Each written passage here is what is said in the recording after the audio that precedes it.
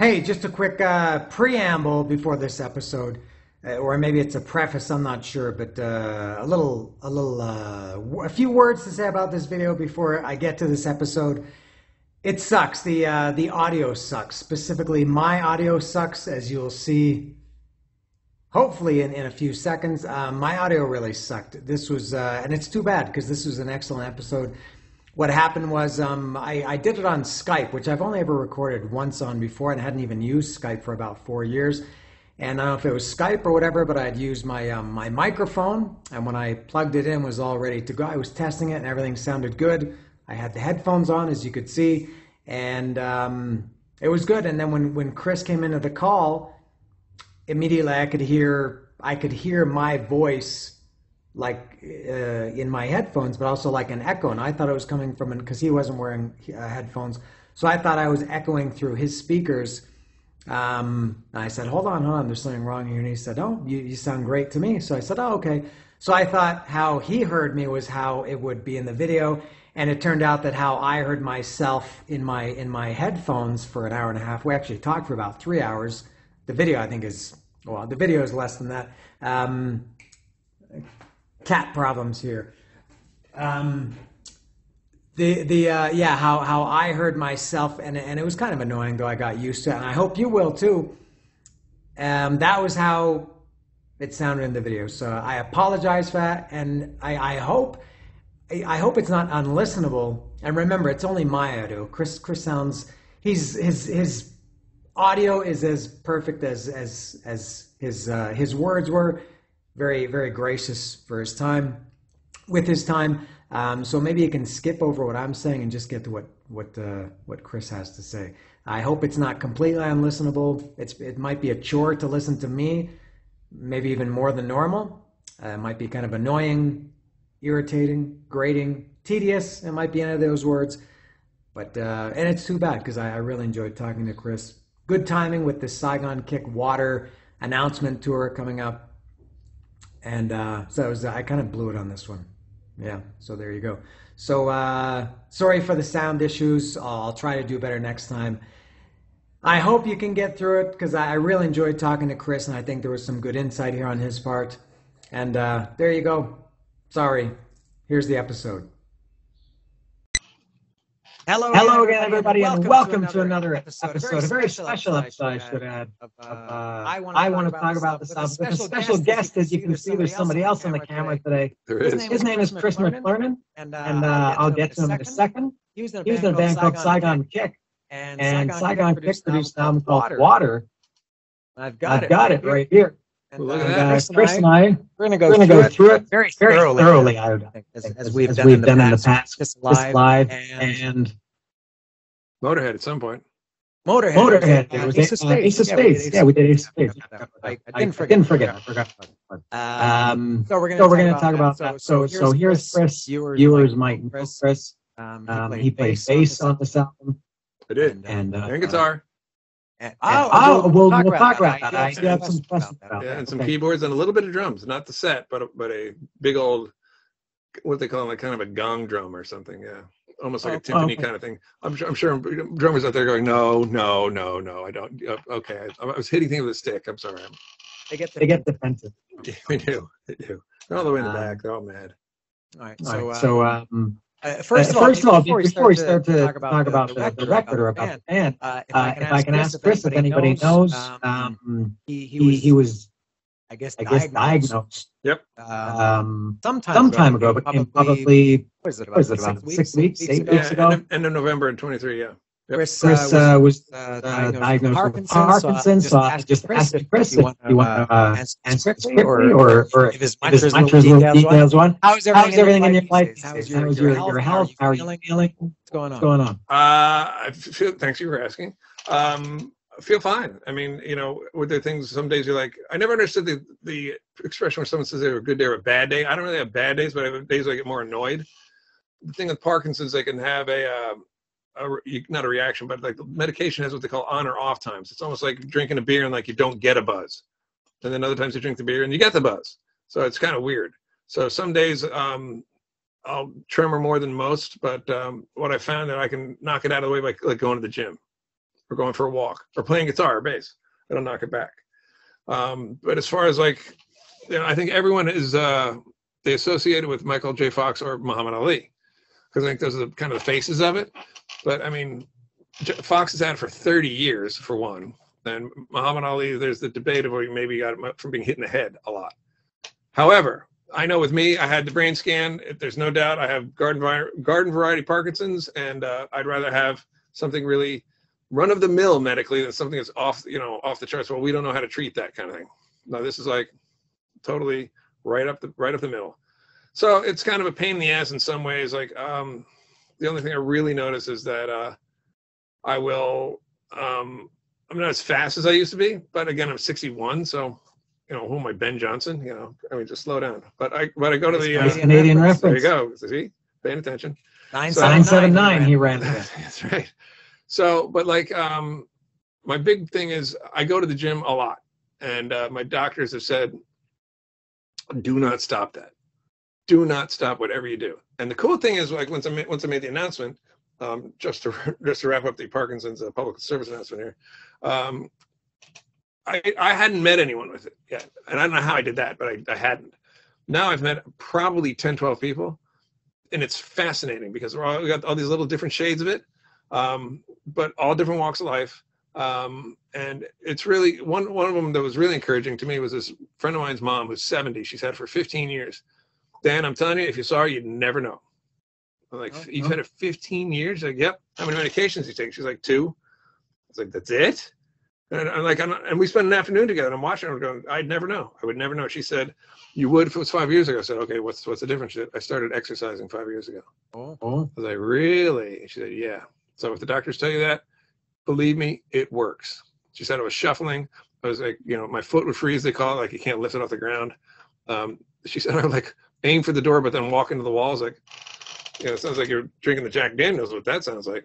But yeah, it's crazy. One of the people who turned out to have it was like an old friend from like way long ago. I had no idea because I just haven't seen him.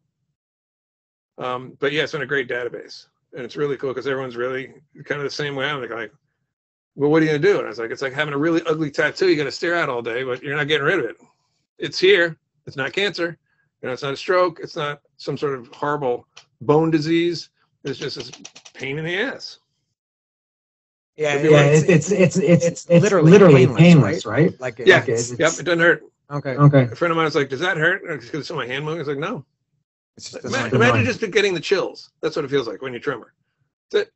Like you like, I got to put on a sweater, that type of thing. But for me, I got stuff to do, man. Is it like correct to say that it's like frustrating more than anything? Yeah, I'd say that's good. Yeah. Because there's like when I'm trying to play something on the bass of the guitar that I know 5 years ago I could 5 years ago I could play easily, and I have to kind of grip my teeth and kind of force my way through it. Like, okay, try again. Where it was just before, that's irritating. But again, if I was, I guess at any other age, if I was 25, this would be horrifying. But from what my doctor told me, he's like, look, man, I've seen more stuff change in the last 3 years than in the last 10. He said, I'm guessing within the next couple of years with you, we're going to figure out a way to just stop it in its tracks. It may not progress anymore, and you're not going to get, quote, better, but it won't get bad, which I guess whatever bad is. Because people say, oh, he died from complications of Parkinson's. Well, maybe, Again, I'm learning so much about it. People's perception of it is so completely different than what I have and what I know. So that's why I'm always willing to ask or answer any questions, no problem. Because at some point somebody thinks, because Wikipedia or Dr. Google, they're like, well, that's not really what I'm dealing with. Do your own research. Right. Yeah, oh yeah. And I am my own lab. Yeah. No doubt. But yeah, thanks for asking. As long as you don't turn into Aaron Rodgers. Yeah. Snap my own Achilles. Right. Yeah. Yeah. How smart do the Green Bay Packers look now? Jordan Love, he's the third in a row.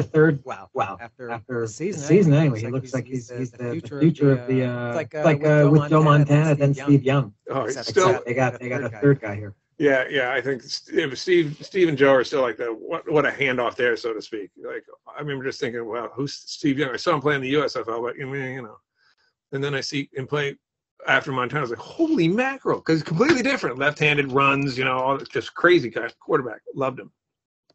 Yeah, he was one of the kind of first scramblers, no? Quarterbacks back then were statues. Dan Marino, my God, that guy probably rushed for 8 yards his whole career. Most of them accidental. Yeah, oh yeah. Yeah, but yeah, he was the first one really since Tarkenton to like run. And I think Tarkenton really just ran for his life. Because they were going to kill him. Whereas Steve Young ran because he could.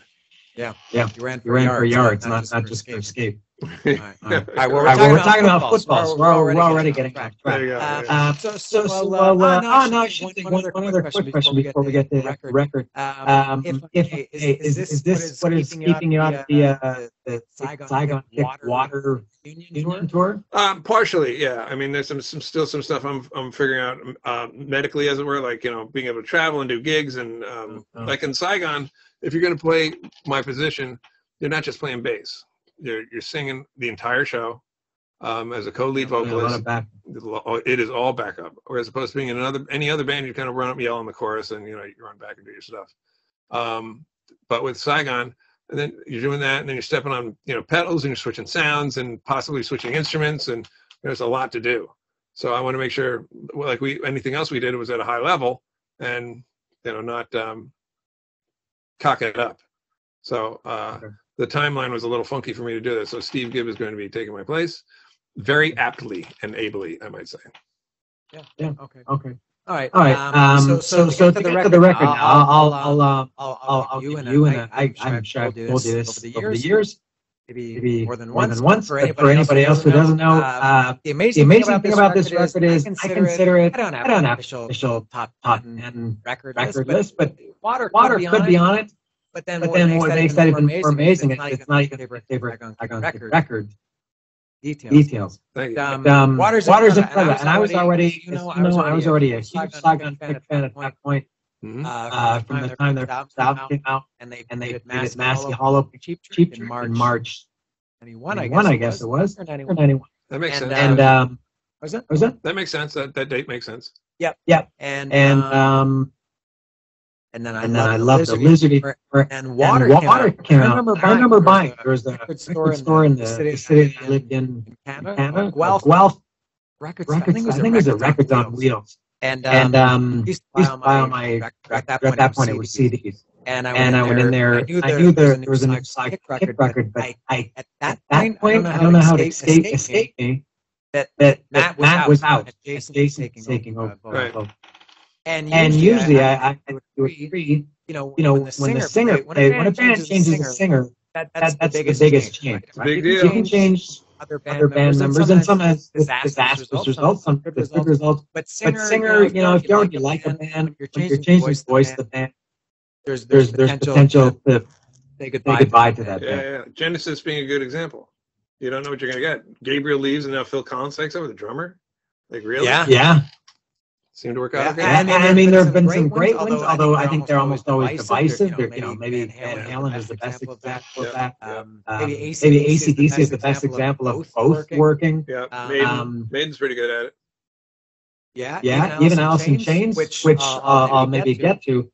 He's great. So when I saw that Water came out and that Jason was on the vocals instead of Matt, I guess I probably didn't like it. I thought, oh wow, man, I love Saigon Kick.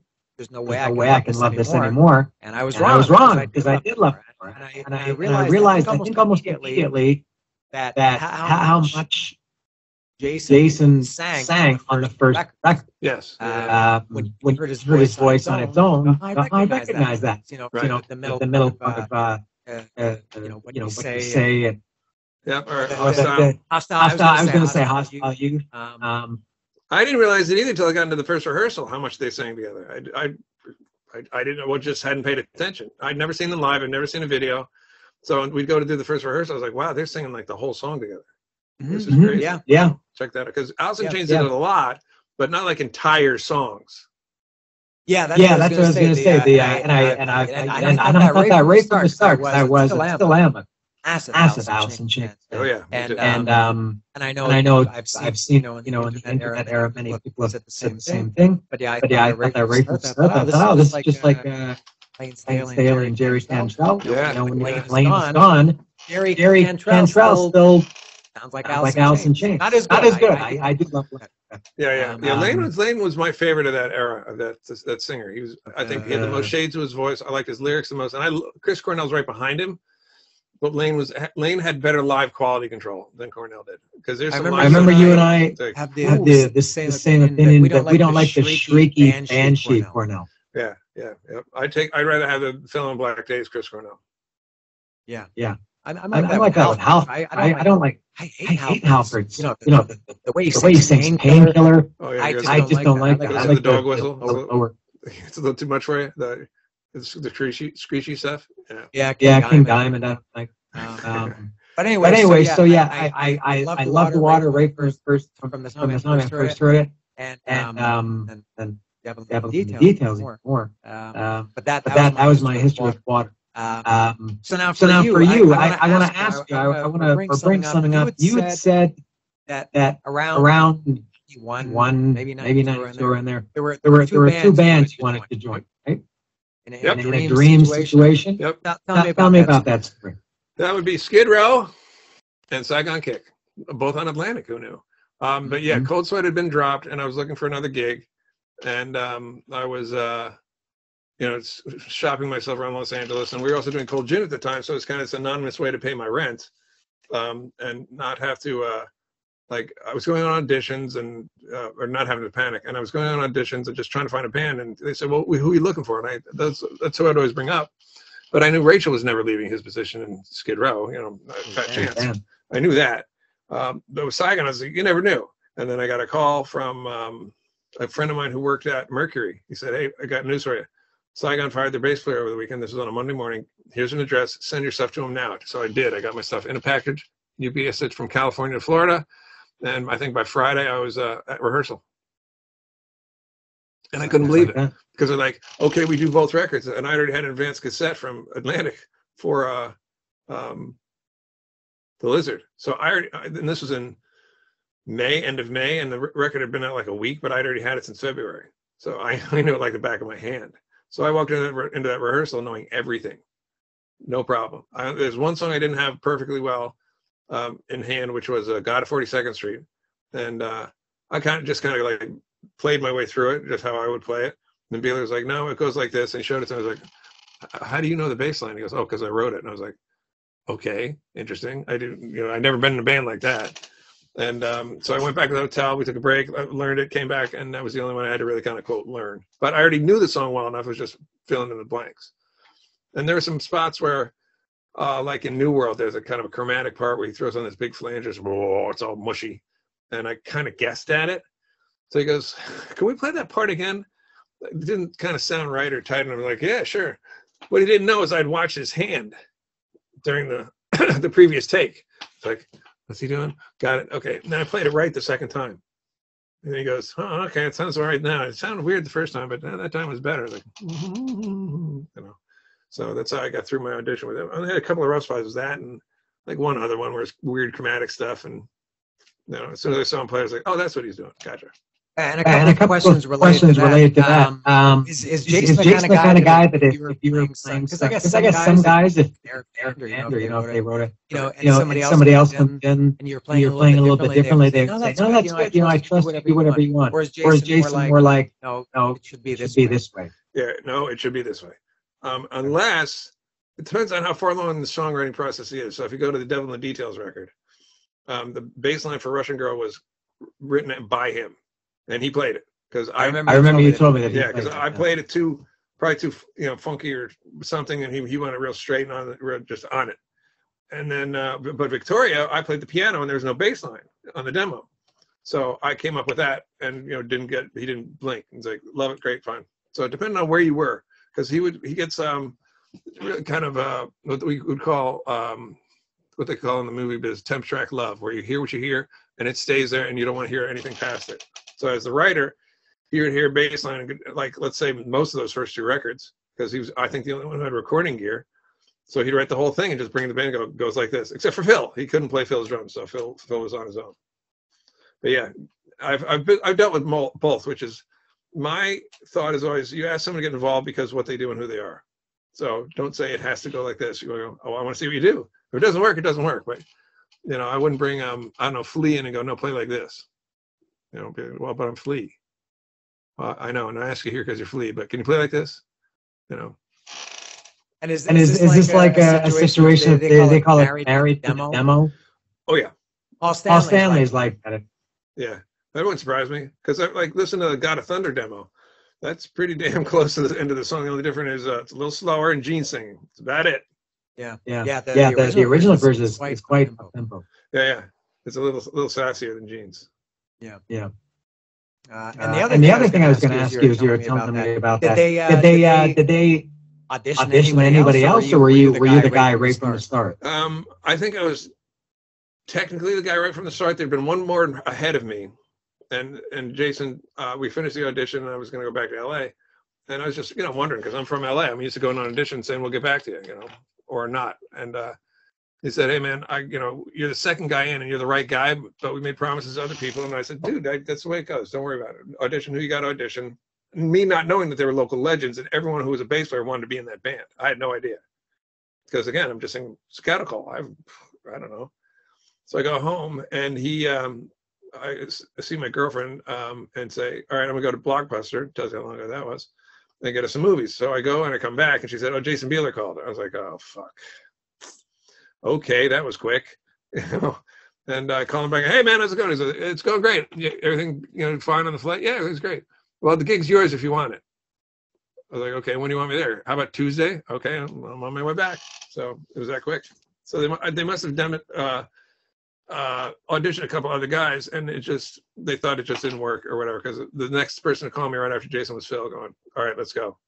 Welcome to the band." So it was Phil and I hit it off from the word go. Okay. So, which is helpful in a rhythm section.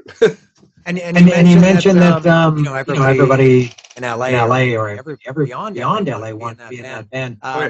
Critics Darling. Saigon Kick. Yeah, they were coming off the Lizard, which was it wasn't a type of destruction, but it was it had a real buzz to it, and it seemed that Saigon Kick was on the verge of maybe a little later becoming the next big thing. And then I guess, as I mentioned earlier, when you lose the singer, it changes things. What were the expectations when you were recording Water?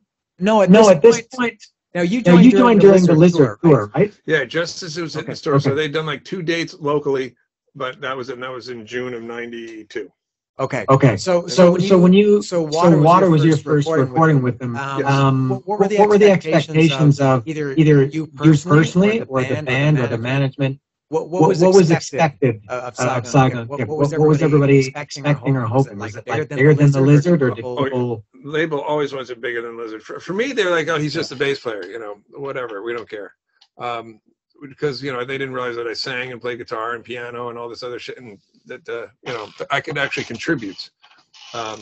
They just thought I was going to be another guy riding along, and so they didn't really pay attention to me. The label, fine, okay. Sometimes I won't fight it. But they were definitely pushing for Another Love's on the Way. Definitely. Yeah. They wanted another hit. And, Bieler wrote songs that were catchy pop songs. So it's not like if you listen to the first record, it's not like you listen and go, well, where did the Lizard come from? No, it's pretty logical. It's song. There's always the heavy Beatles, as I call them. There was this good heavy riff underneath it, but there was vocal harmonies, there was a good melody, and there was something to sing along with. So that was definitely the expectation. They wanted the heaviness from us, which they knew they were going to get. They were okay with the quirkiness, but they definitely wanted another hit, no doubt. And Doug Morris, who was the president at that time, he said, "You got 3 top 10 hits on this record." On Water? Yep. He said, "You have he didn't not in order. He said, On and On, I Love You, and Close to You." He's like, those are all hits. Those are all top 10. Interesting. The other I would have guessed. I wouldn't have guessed Close to You. Right. In hindsight, yeah, that's a weird one, right? Maybe he thought that was alternative radio or something. So, and of course, those were the hits outside the rest of the world. Just massive. But in the U.S., Michael Jackson, boy, that would have been interesting. Michael Douglas was a record company president, and he kind of abandoned Third Stone, right? Uh-huh. So once that happened, we were kind of rudderless in the U.S. anyway, and that was the end of that. But the rest of the world was just fine with it. And you mentioned that Jason writes great songs, great songs, and still does. Man, he just put out a new song this week. He did. People call me. Yeah, he did. I thought that's one of his best I've heard in a long time. Well, not like I liked it a lot. Like not the before all the Saigon fans jumped in my throat. Not like the other ones are crap. This one was this really stuck out to me. I was like, there you go. There's a guitar riff. There's a catchy vocal. There's a cool harmony. I recognize this guy.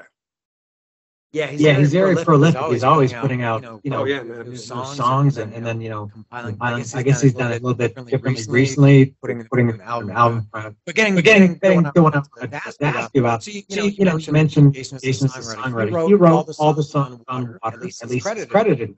Did he come in with all of the songs complete, and you just went and recorded them, or were they half songs and just fleshed them out in the studio? Both. There was a bunch of songs that, because he just always writes. He always writing, so which got me into the habit of it. So like for Devil in Details, I think we had 55 songs to go through. 55? All prepared though. With Water, we didn't have that. So like The Way was written in the studio. Fields of Rape was written on the way to the studio. I think My Heart was definitely done. Space Oddity done. One Step Closer done. I Love You was done. Water, I think half. And Sentimental Girl half.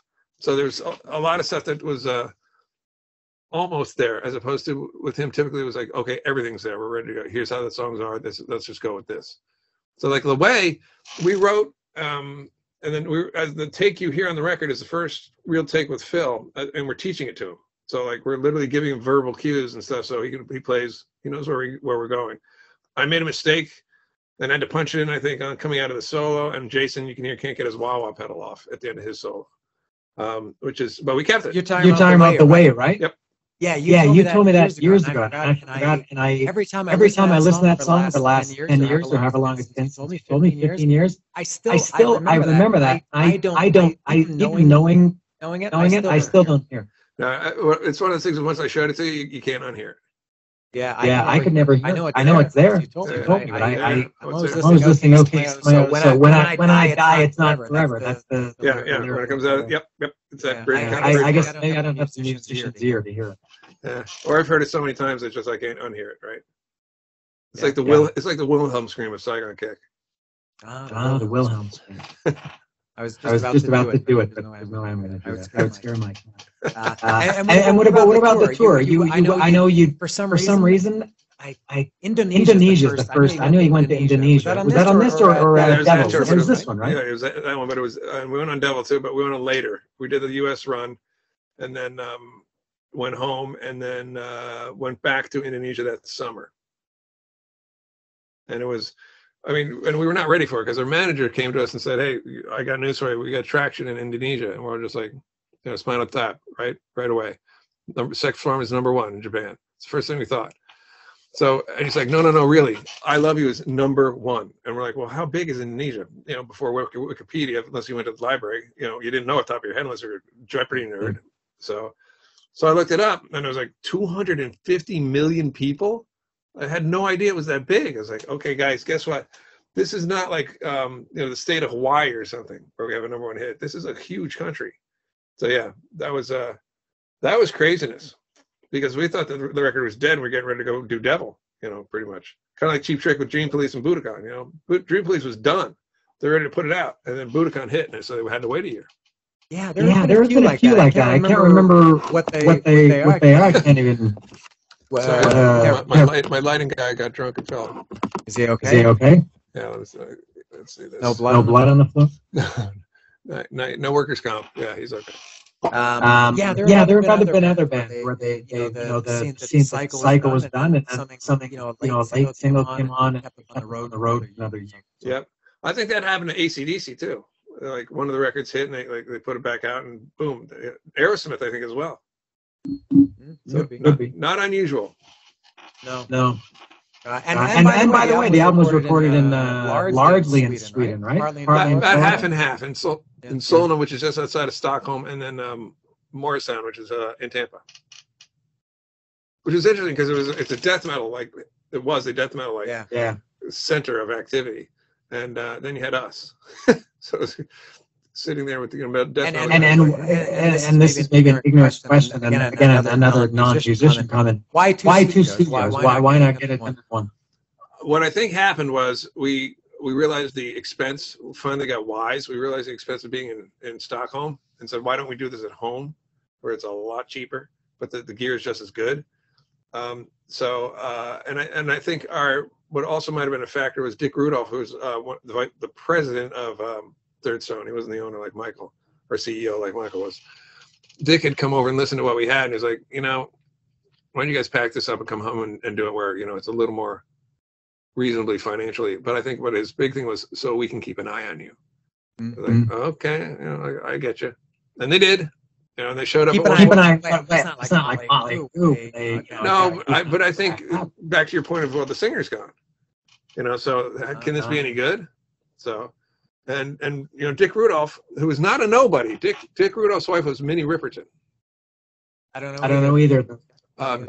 Dick wrote "Loving You." The song "Loving You is easy 'cause you're beautiful." Dick Rudolph wrote that. No, I don't think I know that. Really? Wow. Yeah, type that in. It's in commercials now and all this sort of stuff. Yeah, Minnie Riperton was his wife. Maya Rudolph, who was on Saturday Night Live, was their daughter. I know her. Yeah. So that's her mom and dad. So he came over and listened, and he threw in a couple ideas, which I listened to him not long ago. I was like, hey, those are pretty good ideas. At the time, we're like, no, we don't want any outside influences. But, it was good. You know what he was doing? He wrote a top #1 hit. So, shut up and listen, for God's sake. So, but once we got to Florida, they showed up at one point ready to pull the plug. I mean, they told me so.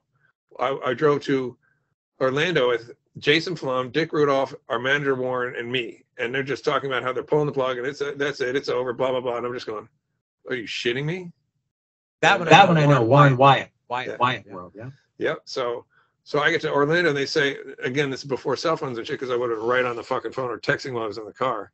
I get there, and they say, don't say anything to the band. And I'm thinking, how? And I'm now supposed to go hang out with my family at Disney World. Oh, this is going to be fun for the next 2 days. So I come back, and in that meantime, Ronnie Lottie, who was our engineer, sang all backups on, I Love You and a couple other songs. And then they sounded massive. He was also kind of the secret weapon of Love's on the Way. He sang on the choruses, just huge, massive vocals. Then all of a sudden it had a hook that it didn't have before. And Dick Rudolph and Jason Flom were like, okay, well, you can keep going. I was like, so they left. And I told the band how close it came. They're like, no way. Then our manager was like, no way. It was that close. He's not lying. They were ready to pull the plug. Based on just they were just going to give up on it. No future. Yep, I think so. Yeah. Well, because Atlantic liked the idea of the blonde lead singer. They made a lot of money on it. So, and they loved Matt. They were ready to give Matt whatever he wanted. So they're like thinking, well, like you said, we got the singer. Let's keep them, and we got these guys. And but they let us finish it, and we did. And I'm glad they did. I forgot about this, but I'll ask about since you brought it up. I can say this. I don't know any beans. You can tell. Put it out. Years ago, you gave me original versions of Space Oddity with Matt. Steve with Matt. Oh, so you have those? Yeah, I still have them. Yeah, you want to cut those out, cut this part out, so nobody knows you have them. Okay. Because you will be harassed ridiculously so. Okay.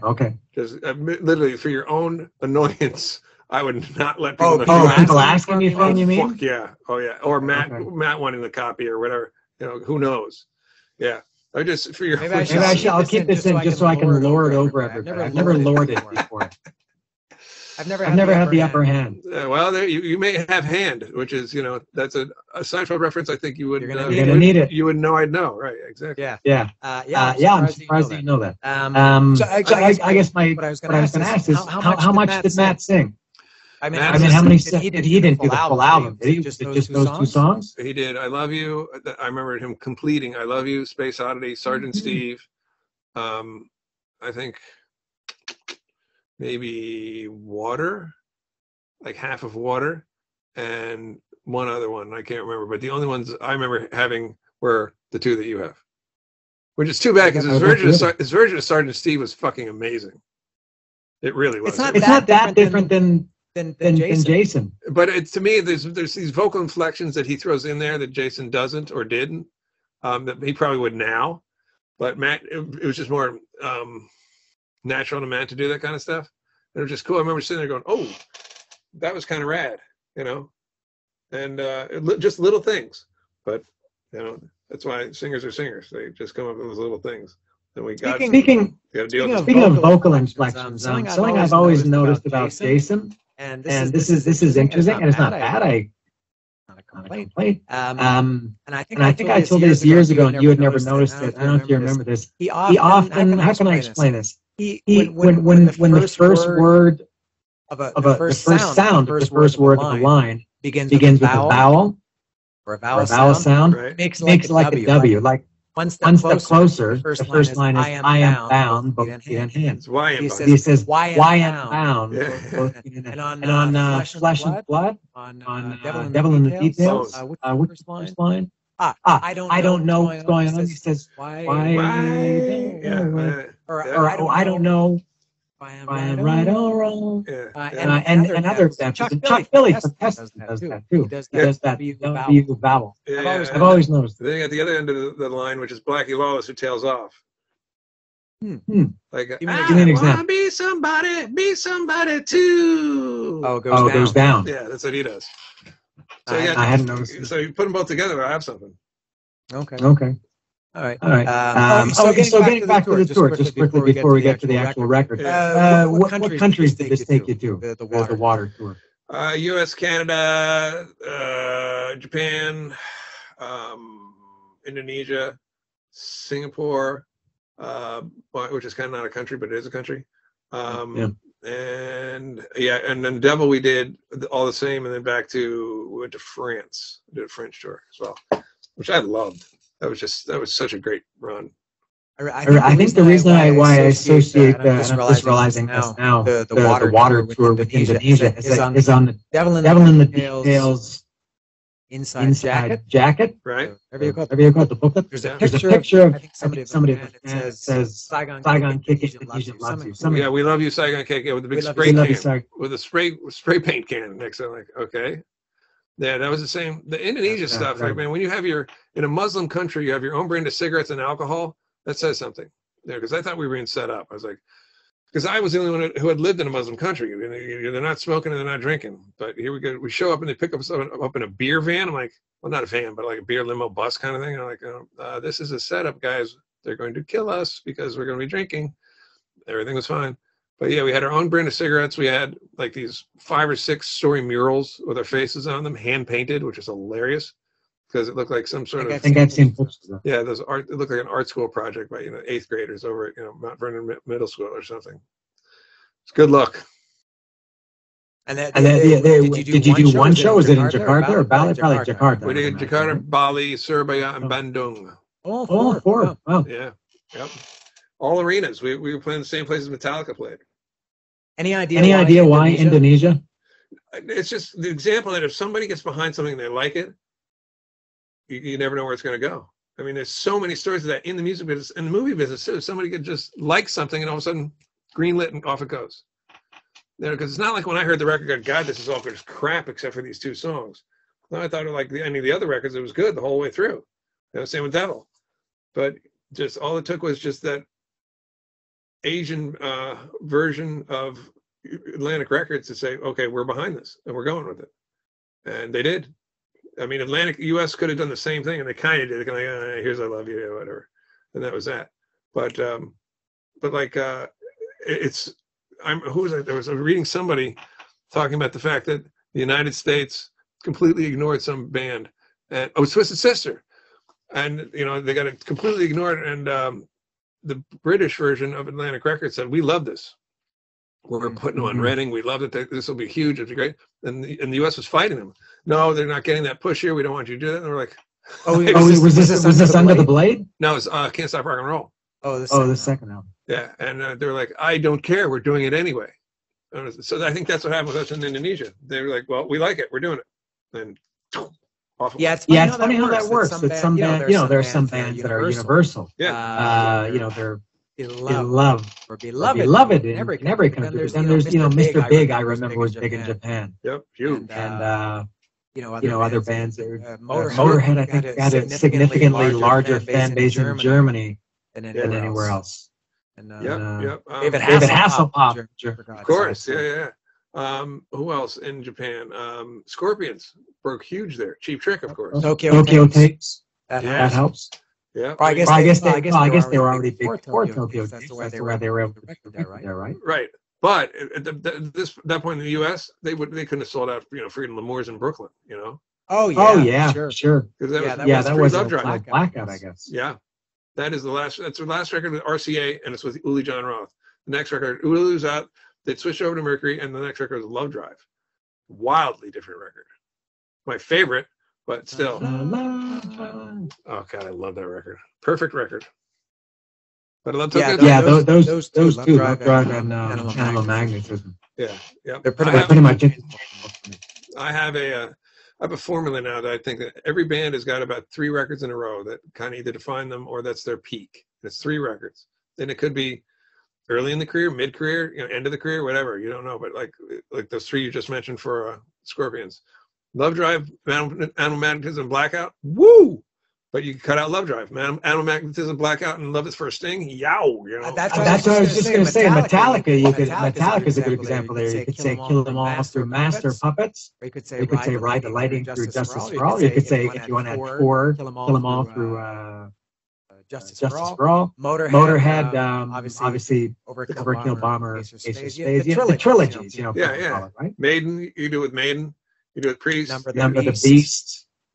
He's Sublime Power Slave. For me, that's if you take three Maiden albums consecutive, it would be those. I'd pick the first 3. That'd be me.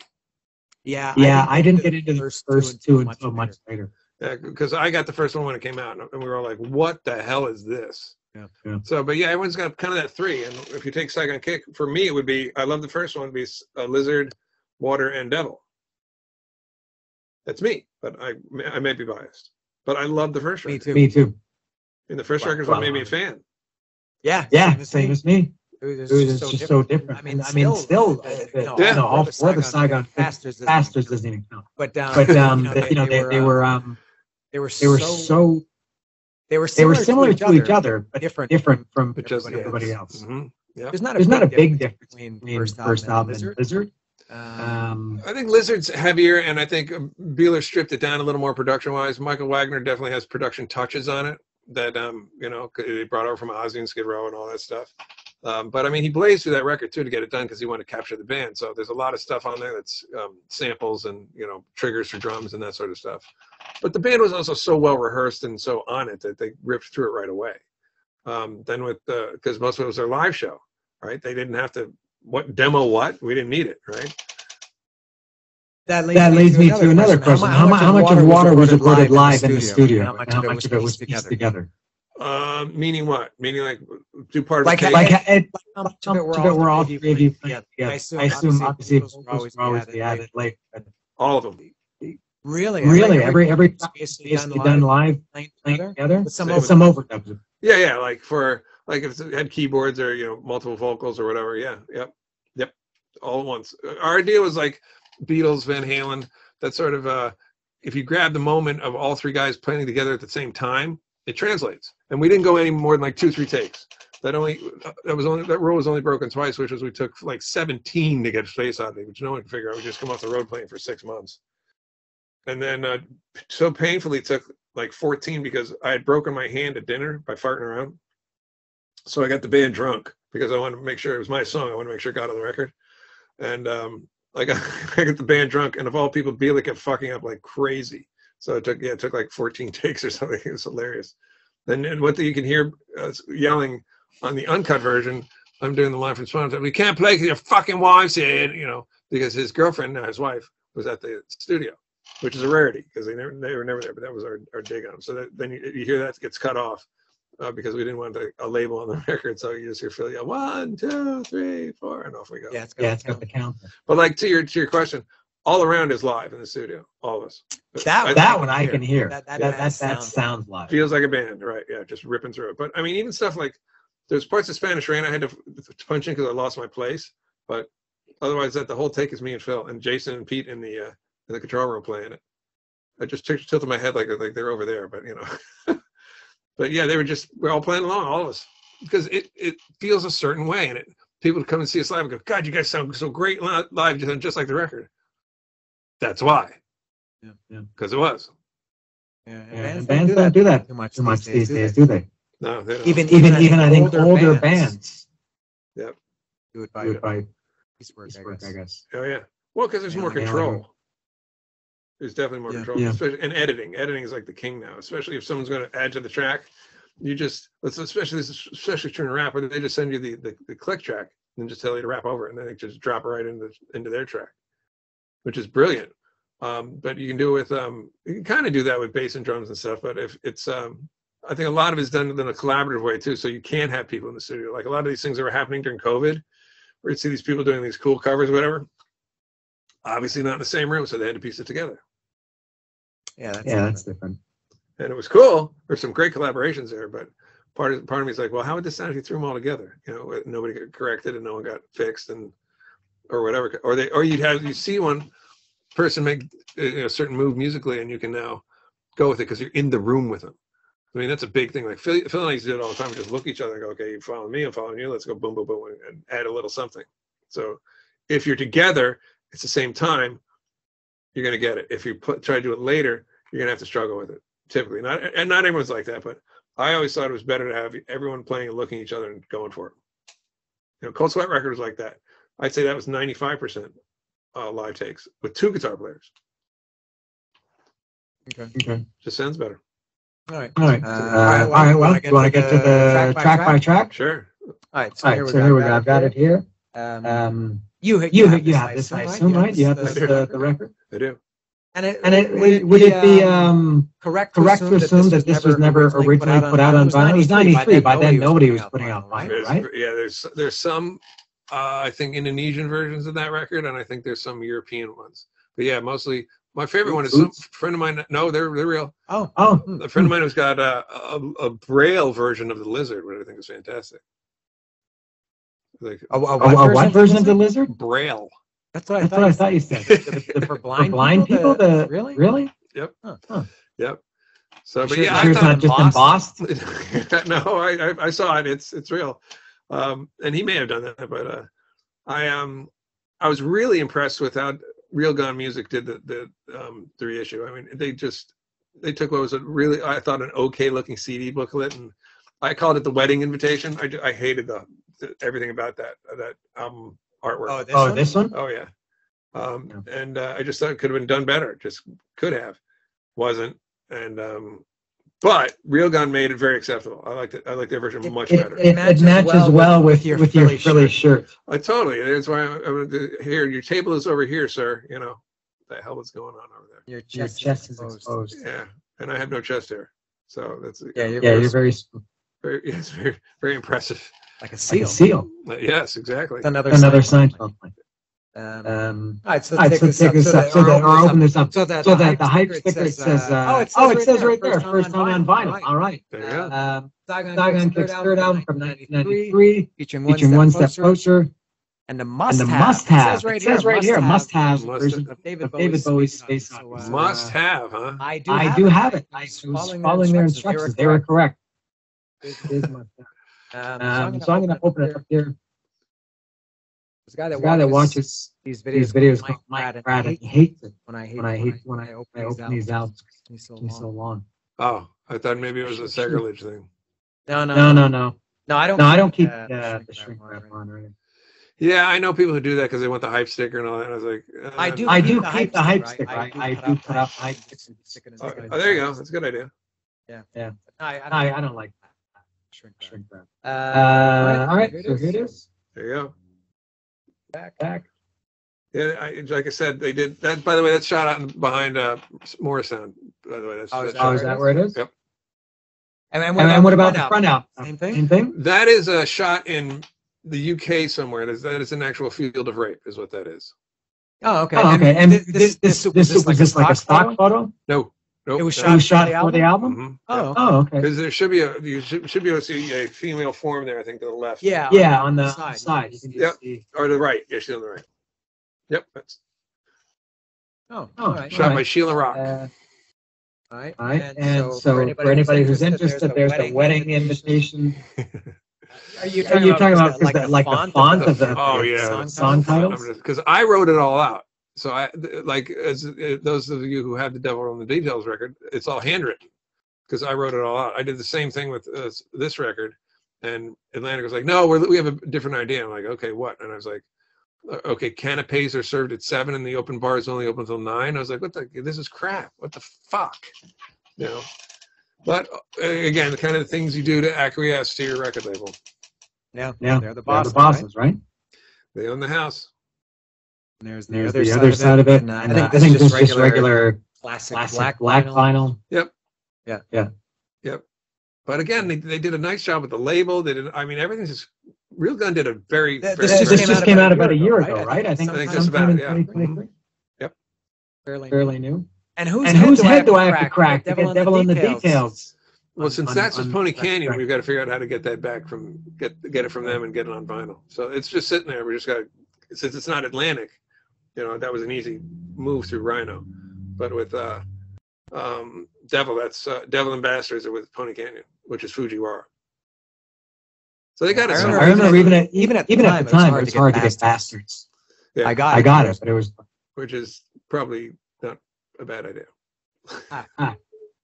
All right, so we'll go through this track by track. The first track, of course, is One Step Closer. One step closer to the promised land. Your mind's on fire. One step closer to the promised land.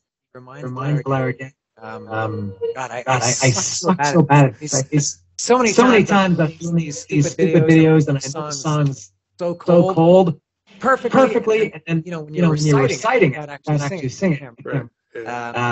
This is a rock song. This is a heavy Saigon Kick Water record song. Great riff, big sound. Great. There's no build up to it. It's just like boom. This next song. Why I'm back, both feet in hand. Safe and sound on my cross. I have died for I have sinned. Have mercy on me. So I can remember. I've died for I have sinned. You could say. Sinned. Yeah. Which is kind of, I guess we look for those too. Maybe he's got some H's on the eyes there. Yeah, I remember when I heard the riff, I was like, okay, this sounds like Saigon Kick for sure. Tune down, E flat, and then drop the D down to the E down to a C sharp, just nice chunk like the Lizard, Freedom, Hostile. What else is like that on the Devil? On the Lizard record. Another one where it's just down tuned and chunky, and it fit the band well. And of course, Phil's tribal drum beat behind it just makes it, as always.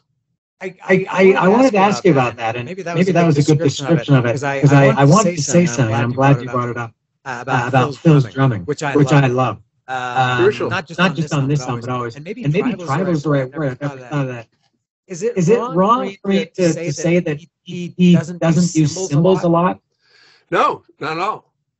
He usually with him, they're really rhythmic. I mean, obviously drums are rhythmic, but his drums are very. Yeah, I guess tribal. I've never thought of that. Yeah. But I've noticed his drums are very dry cymbals. I love him, man. I haven't wherewithal to rank him, but just I think fucking awesome. I love him. Well, it's very unique. Now, it's certainly 30 years on, you know exactly who it is once he starts playing. Like when we did the Panic Boom record, I mean, it was so funny because it was like, well, we got people are saying, well, that sounds like Saigon Kick. I was like, well, you got half a Saigon Kick playing on it, And Phil sounds like Phil. He's like one of those guys you put him on any drum set, and there's guitar players like this and bass players where you put them on whatever instrument that is not theirs, it still sounds like them, no matter what. Beeler's like that with guitar.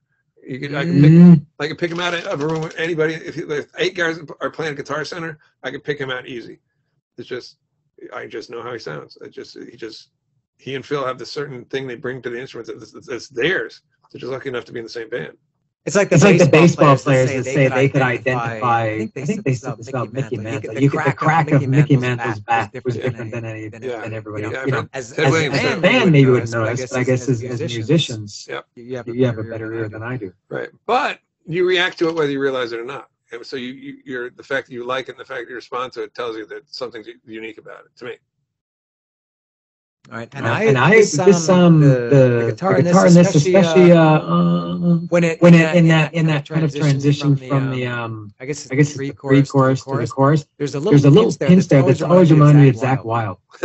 Well, Jason and Zakk Wylde are friends, so that would be. I wouldn't be surprised if one threw that as an homage to the other. Because I always thought the solo section of the Lizard sounded like the solo section in No More Tears.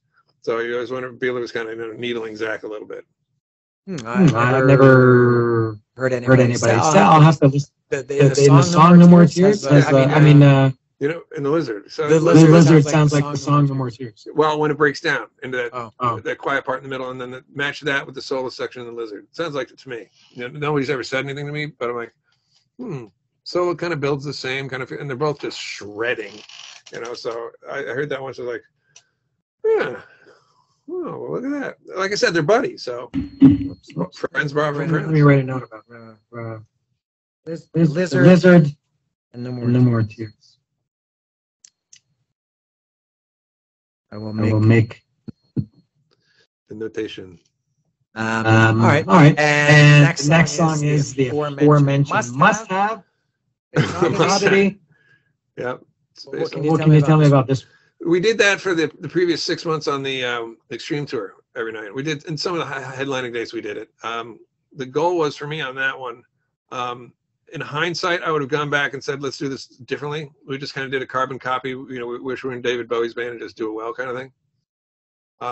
That is mostly like all the other instruments other than bass drums and guitar, which is all the pianos and all the, whatever synth sounds and all the other stuff. That's me and Jason one Sunday at the studio, and just literally that's where we added all the other stuff on the oboe at the beginning and the whooshing sounds and all that crazy stuff. That was all added on one afternoon.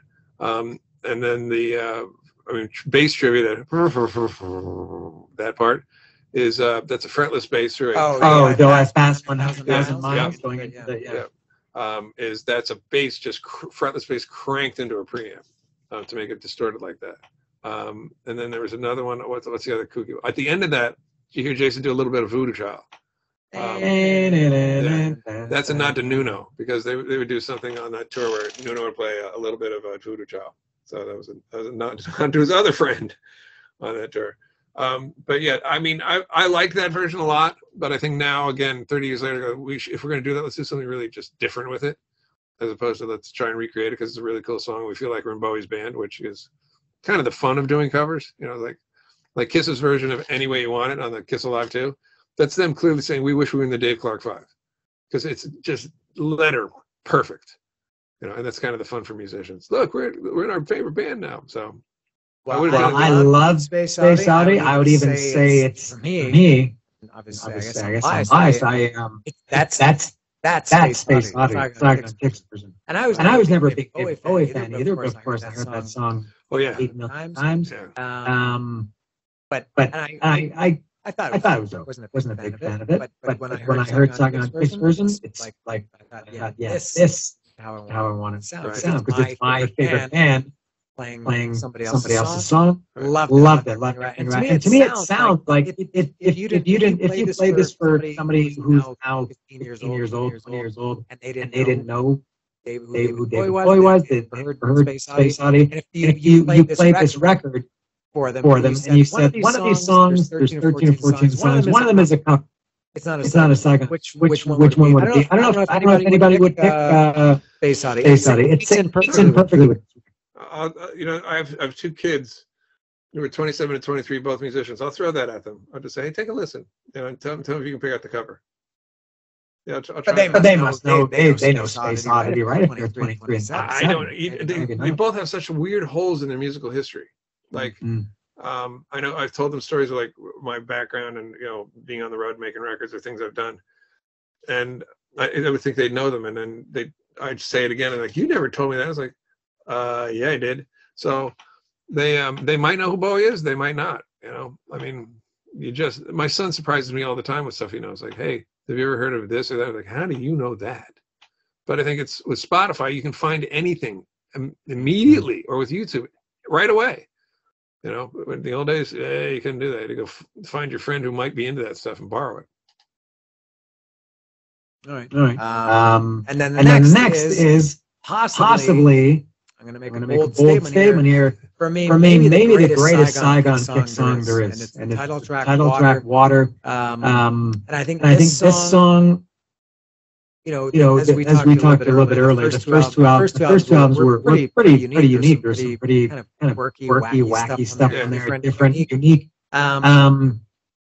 And I think this song it continues on that, but even more. Like this is an unusual song. I think Saigon Kick. But I know that's my favorite. But oh my god, I love water. Like I love the choir at the end. Like is it a choir? I guess. Oh yeah. One woman who's kind of soloing. Mm-hmm. I love the kind of. It's actually it's like 4 or 5 women who are actually soloing. Okay. They're jumping in and off. But I'll tell you when we get to that. Okay. And what about the weird drum sound? Is that electronic drums? What makes them sound? Are they programmed? Yep. Yes, they are. Yep. Which is because we did it live and Phil played, how Phil plays. Then I preferred the live version. But that was one of those. I love the live version. I think that one was more. That was one of the ones Jason, I think, had more mapped out as a demo than the other ones. I mean, I know he didn't have the choir at the end for sure. I know that.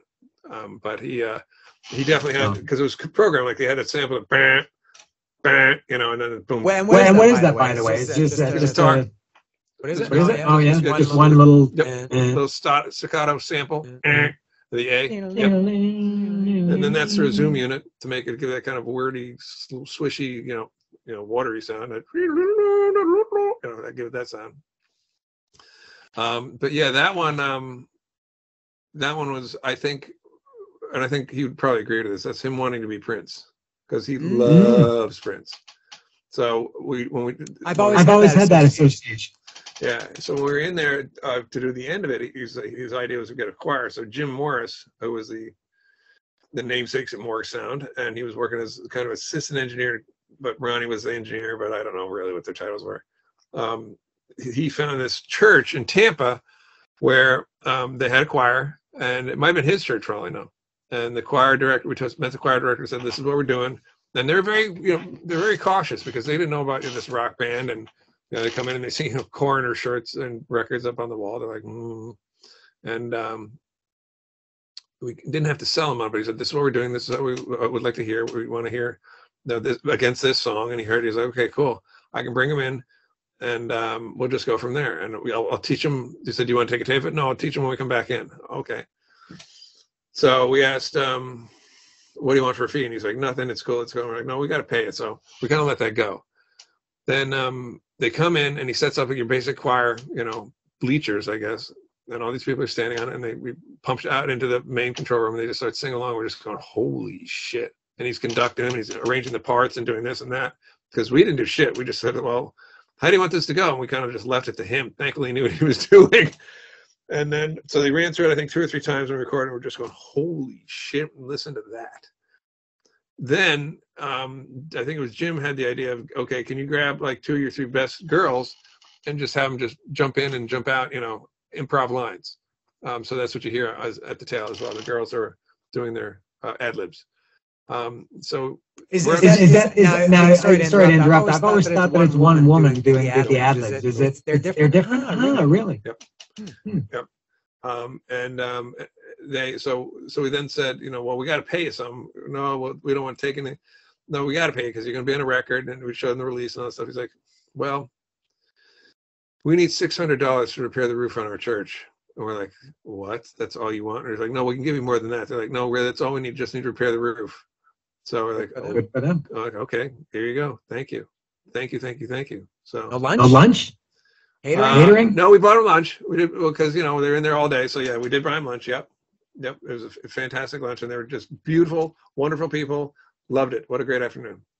Going backwards a little bit, going back to speaking of payments, going back to Space Oddity. What's involved in getting a cover on a record? Because I noticed when you were talking about it, I pulled it out, and the lyrics are not printed. Right. You have to get permission. What's involved in getting a cover on an album?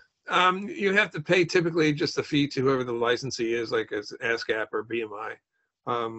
And I think if you're going to reprint the lyrics as well, you have to pay a fee for that. So most bands, if you notice, most bands have a cover. Yeah, a lot of covers, the lyrics are not printed. Yep. So that's pretty much it. So when you hear someone say, "Oh, I don't approve of that cover," well, you can't do anything about it because it belongs to ASCAP or like the licensing.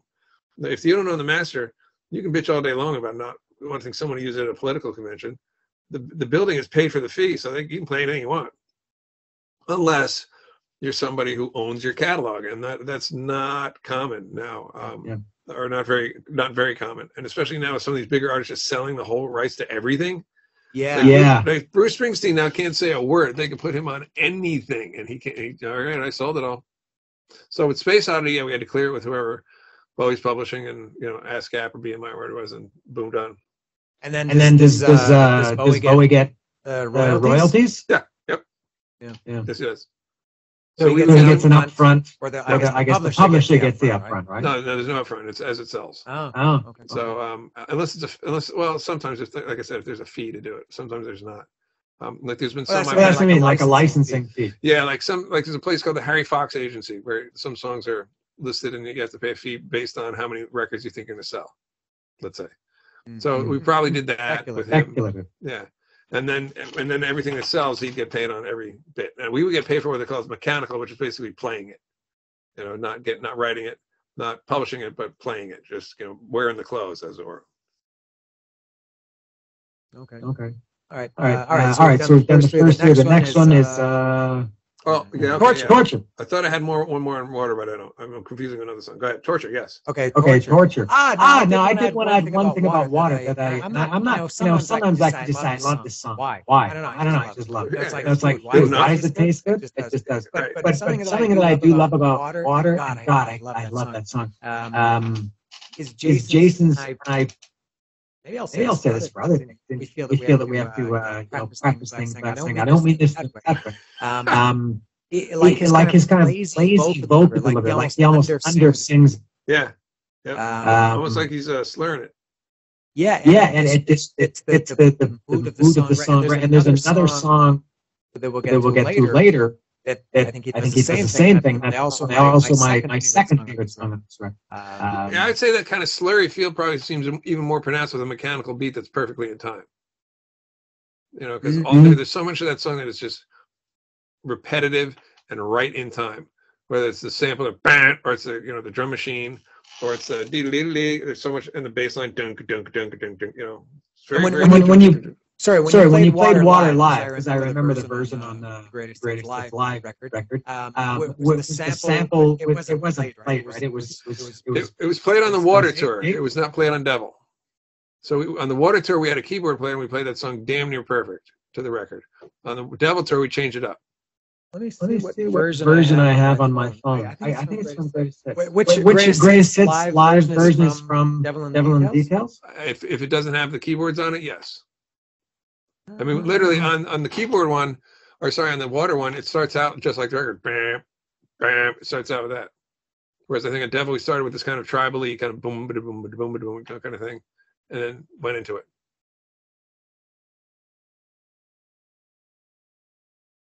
I was gonna play it, but I think it's from my earbuds, Bluetooth are still connected. So the version I have is from Greatest Hits Live. Yeah, so I love it. I'd have to hear it to know it again, which is no problem. It's easy enough to find out. Okay. All right. So getting back to Torture, this is another, and this is going back to the vein of One Step Closer, to Walker, great riff. Yep. The great kind of, I guess it's Jason and you doing it's kind of like a call and answer thing. Yep. Freedom, I can't see feeling good. See them so. Oh my God, what a song! Ballbuster live. There's like no chance to take a breath in that whole song. You did. I wanted to ask you too. Also, as we were doing this, we can maybe go back and start now. So One Step Closer was played live, right? Oh yeah. Space Oddity was, Water was, Torture was played live? Yep. Okay. Fields of Rape was played live, Sergeant Steve was played live. Or which ones weren't played live? My Heart, Reprise, When You Were Mine. We might have played Sentimental Girl, maybe, but like maybe not. We might have tried it and gone, we don't have the horn player, so no, we're not going to do it. What am I missing? The way it was definitely live. Oh my God, that song live. We played that one live, yes, for sure. Yep. Okay. So we played most of the record. Yeah. I mean, we typically did because we could. Yeah. But anyway, yeah, Torture is a fantastic rock song. Oh man, would have fit in perfectly on the Lizard. Yeah, would have. And yeah, between that, like in the chorus, Jason and I trading off like who would get the most lightheaded first, just because you just have to go real high and keep going. And that's the days when people are smoking in clubs, so add that to the equation. Well, you used to smoke back then too, right? I did for a while, yeah. Just because Pete was my roommate and he did, and I was like, all right, well, whatever. Peer pressure. Okay. Peat pressure. What comes after Torture? I think Fields of Rape. Yeah, Fields of Rape. Going back to a quieter song. Change Fields of Rape. Great song too. Love this one. Yep. That was the original title of the record. But Atlantic freaked out because it's not rape in an album. Yeah, we're like, it's not a verb, it's a noun, it's a flower, and no, they got it over in Europe, but they're like not getting it here. So we're like, okay, whatever. So that's hence Water was replacement. I didn't know that until this very moment. Mm-hmm. Yep. Rape is a flower. Oh yeah, yep. That's what the girl's dancing in on the cover. You're blowing my mind. How did I not know this for 30 years? I don't know. Yeah, I had to get to this moment. Yeah, it never makes sense. I thought it was just like, oh, here's a cool photo. No, well, yes, but no, it's the girl is dancing in exactly that. But yeah, that one was written. That's an example of Beeler writing a song in his head on the way to the studio. We were on the train coming in. I was trying to talk about, well, what are we going to do today? He's like, like what? He's like, I got a song in my head. So he literally went right in, flicked everything on. He grabbed the bass, I think, because he wanted to sing it and just not be distracted. So the original demo has me on guitar doing all the, the Chris Isaac-y kind of, because I love that, the Wicked Game record. What is it? Heart-Shaped World, that record. So all those bendy kind of things, those are all right out of Chris Isaac records. So you hear me on guitar on that, and Jason's playing the bass, and then that's how that original demo was played. Yeah, there's a big bend right at the end, right? I think the last note is Yep, and it begins I think the way too, doesn't it? No, it starts with the drum. It comes in. But yeah, at the end, all that stuff. Yeah. Yeah, but lyrically, I've always assumed. He mentions it's a war and a Bosnian child, girl of just 16. Yeah. I thought it was about rape during genocide in Bosnia and Herzegovina, and there was a real political song, which I guess it was. But I can't believe that rape is a flower. Yeah. Change these fields of rape. Yeah. They're going to change them with destruction or whatever. Yeah. And it's just flowers, just nature. Yeah. Yep. Takes on a whole new meaning now. Yeah. See, there you go. Is I Love You next? I think so. It is. Yeah. Oh God, I Love You is incredible song. And this is another example, like Water, of Saigon Kick just going way off the trail. Yeah. But I mean, yes and no. If you put Phil's drumming on it, it would sound exactly like Saigon Kick. But again, it was a kind of a drum machine. You want to be Prince again. And so it's very, faithfully / Purple Rain feel to it. But again, because some of his vocals, I think, feel kind of like they're swaying in and out of time, which is good because everything is so right on the money, beat-wise, because the drum machine and the piano and the guitar, that kind of, that was a John Lennon model, Rickenbacker, that real high tinky, ding, ding, ding, ding, kind of funky guitar riff. Yeah. So it was the only time I think that guitar made an appearance on the record. Yeah, I love that guitar. It's kind of a jangly, loose. I love these. Is that live bass? That is, I think, a keyboard bass. No. That's me. That's me playing a 5-string. I had a 5-string. So it is real bass. Yep. Yes, that's me playing 5-string. And then you had actually on that guitar, that Lennon model guitar, the only other place that shows up on the record is that there was a outtake called "Family Way" that I wrote, which is where's Family Way from? Those sessions. And that's when I wrote. So I wrote it and I played everything. I mean, typical Beeler. He's like, whatever's good for the song. So I played everything except the drums, and I sang it. And I played that Lennon guitar on that one because it's a very Beatley song, Beatley kind of Herman's kind of feel. Was this a guitar that was in the studio, or somebody, one of you guys owned it? One of Jason's, yeah. Oh, he had it. Yep, and it's tiny. It's the John Lennon model. You just didn't realize how small John Lennon was. Is it one of those ones that it's almost like similar to an SG? It's got the kind of horns. Yeah, a little bit. Yeah, pointy on the sides. Susanna Hoffs plays a lot in the Bengals stuff. Yeah, it's the one I'm thinking of. Yeah. Yep, it's a black and white one. Yep. John it was natural wood, and then he had it painted black. So yeah, so people think it's two different guitars, but it's the same guitar. I think maybe the curse of "I Love You" is, and I love you. I think that the typical hard rock metal fan is probably not going to like that song, right. and the average pop fan or is never going to hear it. Right. So it's kind of destined. Yeah, kind of destined for not the collector's bin. But then again, it was a love song, which was what Love Was on the Way was, which was a sparse love song. But there's not a lot going on in I Love You either. There's just a piano, an organ, the drums, the bass, and the tinky guitar. And if you take Love Was on the Way, you have keyboard, bass, Phil's drums, and two guitars. So there's not a lot going on there either. But that was, the big conflict with the Lizard, that people were buying it for Love's on the Way and didn't realize My Dog was on the same record. Whoopsie. Jason is credited with piano. On that one or just in general? It says Saigon Kick is, and it has Jason as vocals, guitar, piano, keyboard, bass program. Gotcha. And then Phil's drums, what am I? What's Phil's drums, percussion, piano. Yeah, yes.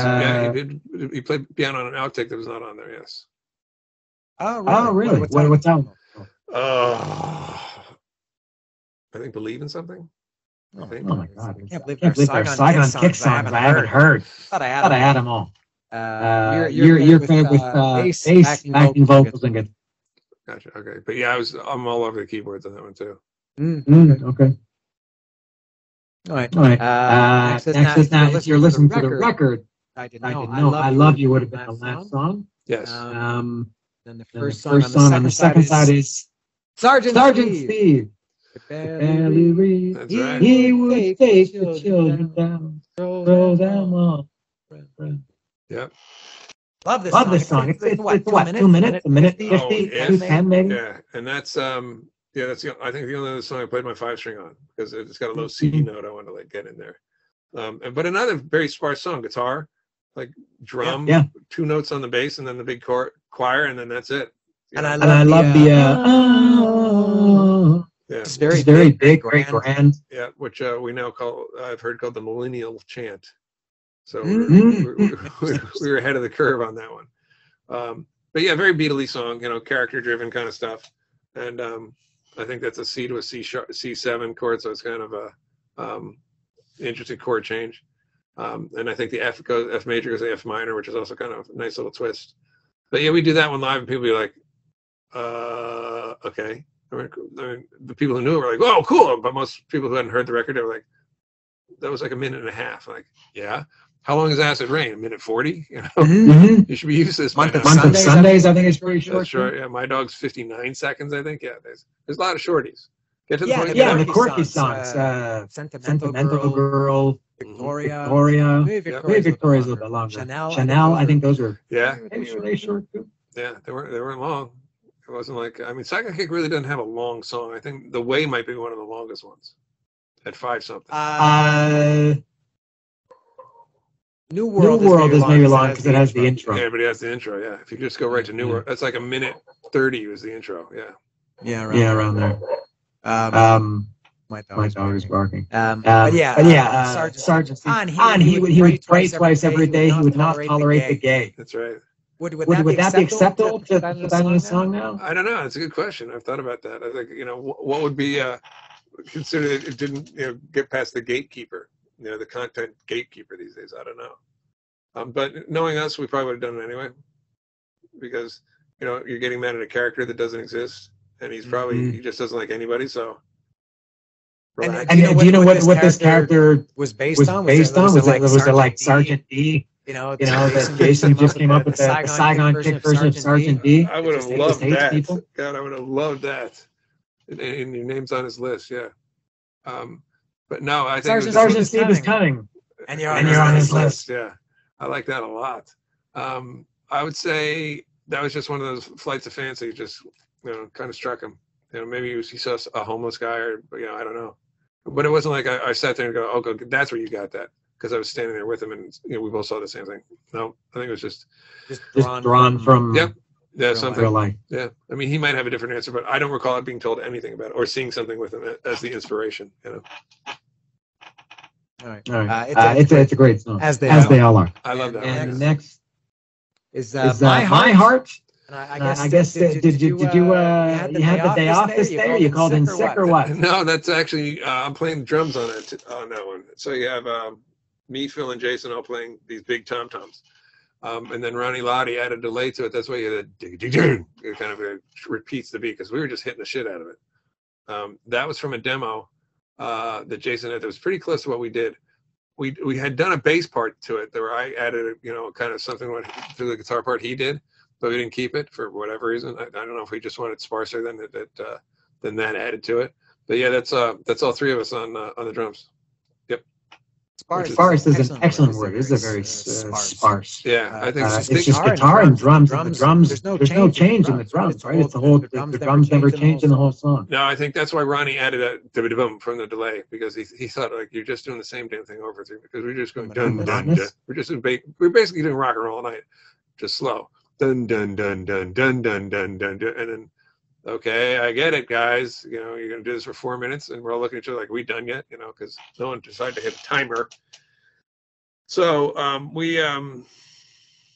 remember cracking up a couple times as we were trying to get through that one. But yeah, they're very sparse, but very kind of the tribally kind of Jane's Addiction feel that the first two records had, for sure. But it wasn't a leftover. Okay. It was written for that record. Okay. And next. On and on. Gotta be love. Sweet love. Sweet love. Or you're the star of this song, I think? No, I'm not, unless you're a guitar player. You play guitar on this one? I'm playing guitar on this one. Wait, Jason plays bass? Yep. Okay. So he's playing bass, I'm playing guitar. And this is one of the ones where our record company guy was over in Sweden and said, you should change it. All the kids are saying it. We're just going, oh God, anytime someone says that, you just cringe. And they said, you change it to on and on. It's got to be love, dope love. We're like, no, we're going to stick with sweet love. Thank you very much. Your other idea on Fields of Rape was cool. He came up with that home. That's in one of the choruses. That came up with that. So we're like, all right, that's that one's cool. The dope love. So glad we didn't do that. Oh my God, talk about putting a timestamp on it, right? Oh my God, thank God we did not do that. But yeah, this one was again live in the studio, and it was one of those ones I think Beeler was farting around with it, and I just grabbed the guitar and pretended to be Andy Summers, And would it be wrong to say that it's kind of jazzy? The guitar is kind of jazzy. I wanted more like the first two Police records. Is how I wanted the guitar to be. That's Outlandos de Amor and Brigada de Blanc. Yep. Yes, sir. So I love those. I love all the Police records, but those two really made a huge influence, and I loved his guitar playing. It was just so economical, so sparse, but it fit perfectly. And if you listen to the drums and guitar, they're right with each other. Jason's out a little bit ahead of us, probably because he's singing, and but Phil and I are like really locked on. I think that's why it feels more like a normal Saigon Kick song, because I'm still playing with Phil, but I'm just on a different instrument. All right. I think I have a live video of On and On. On my YouTube channel 15 years ago. Well, they've got another one. Phil recut one recently for On and On, using a bunch of Indonesian footage. What he made like a video. Oh yeah, using the track from the album. Oh yeah. Yeah, when I was starting it in the studio and studio footage. Oh yeah, you got to see it. I'm surprised you haven't seen it. I do have to see it. Remind me, I'll get that to you. Yeah. I don't know how that was recently said. Well, 6 months. Yeah. Yeah, that's recent. It's cool. It shows you how good he is as an editor too. He's just good. Phil doesn't take things up and go half-assed at it, as you know. No jokes, possible jokes aside, but if Phil's gonna do something, he's gonna do it, to the best of his ability. And he's turned into a really, really good video editor. Okay. So it looks like somebody took all this stuff and put it together, made sense, and I don't know how he did it, but he did. Looks great. All right. Yeah, on and on. I love the there's little at the end, the kind of extra notes. And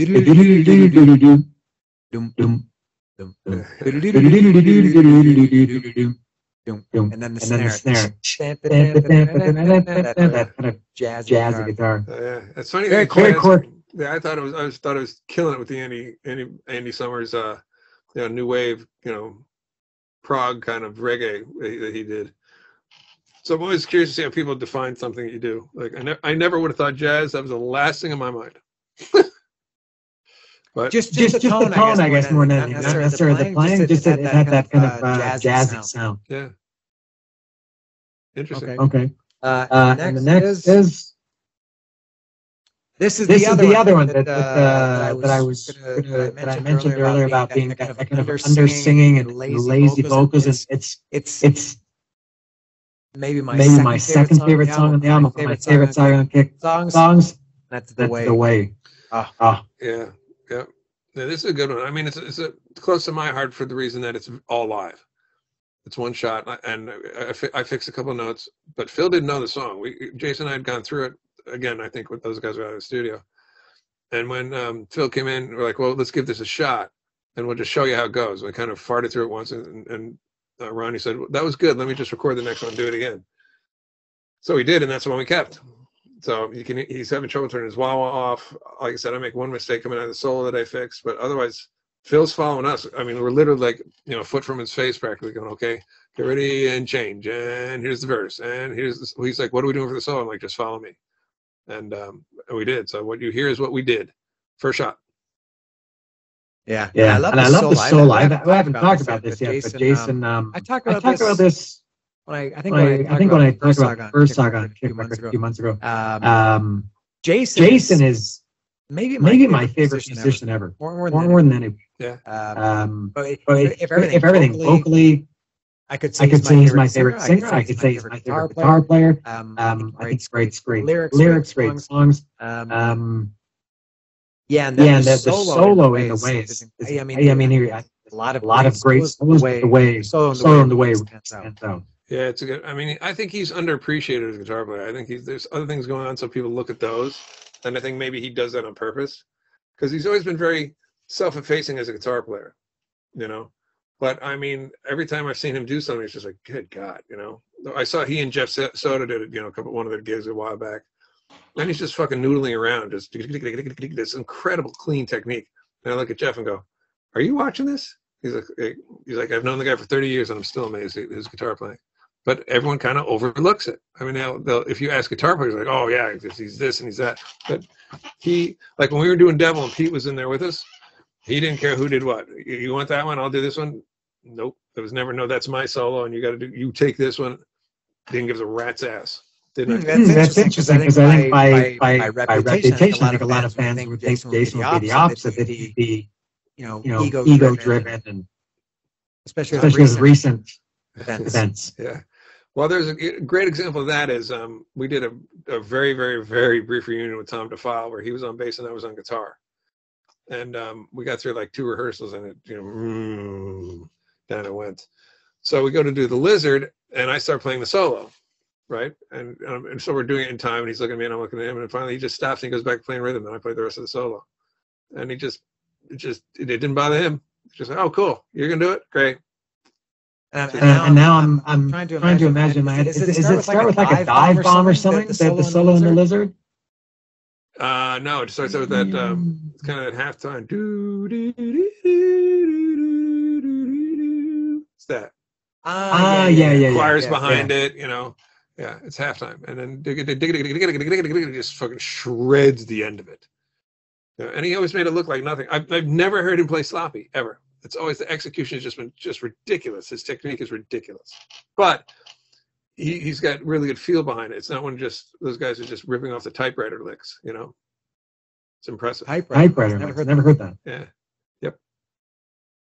The way and I love even more the live version of the way. Phil's got the I guess it's a wood block he's got. Oh yeah, that's right. And Jason sings that even lazier, or especially the line of that I could ever give to you. Instead of saying that I could ever, he sings it. He sings it so slow. He drags it. It's I like the live even better than the studio version. Well, that's the advantage. That's the advantage of doing that stuff every night. You just tweak it and push it, and especially something as dynamic as that, because it came way up and came way down. And I think with that one, we also had to kind of find a way for Pete to fit into it because it was only written with one guitar part. Mm-hmm. So I don't remember if Jason would turn the guitar off during the verse and Pete would just play. I'll have to listen to it again. Some good. But I guess it's good in the studio version. Sorry, go ahead. I guess it's good. I couldn't tell because he and Pete played so seamlessly together. Mm-hmm. They really did. I was going to say in both versions. There's more in the live version, but in the studio version, some good ad-libs from Jason in there too. Yeah, I agree. Yep.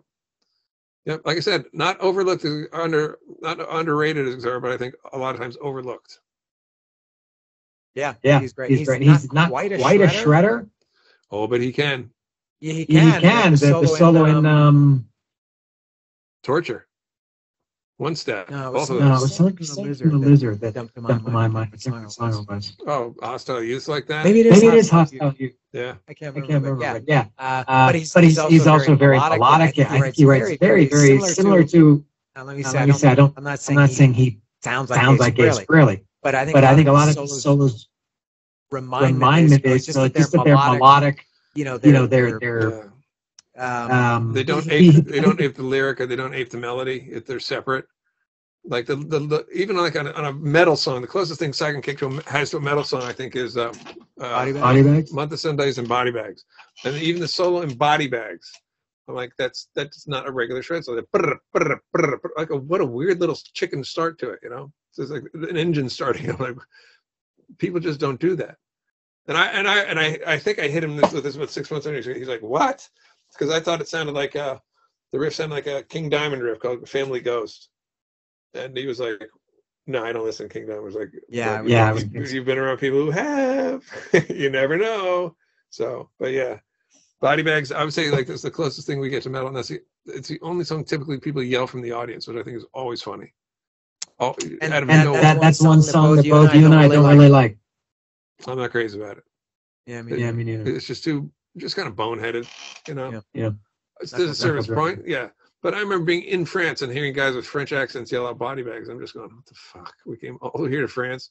Body bags? But the bigs, yeah. I'm like, I just went to the Louvre yesterday, and you want to hear Body Bags? I feel like this bougie snot, American tourist. I think for metal fans, like maybe like the real metal fans who don't like Saigon Kick, they would probably like Body Bags. Right, but we got heavier ones too. I mean, the Body Bags is just short and it's a little fast. I mean, Saigon Kick does not have a lot of fast songs. All around. Yeah, that's the only one I could think of off the top of my head. Yeah, yep. Yeah, they're more rhythmic, tribal, like you said. Yep. About mid-tempo. Yeah, they're all kind of right about there. Mm-hmm. All right. Next is we just did the way. Speaking of France, Sentimental Girl. Sentimental Girl. Yeah, the guy named Basil came in and put the muted trumpet on that. I'm going to say it's Basil Rodriguez. And we just kind of threw him into that one, just kind of go for it. Is that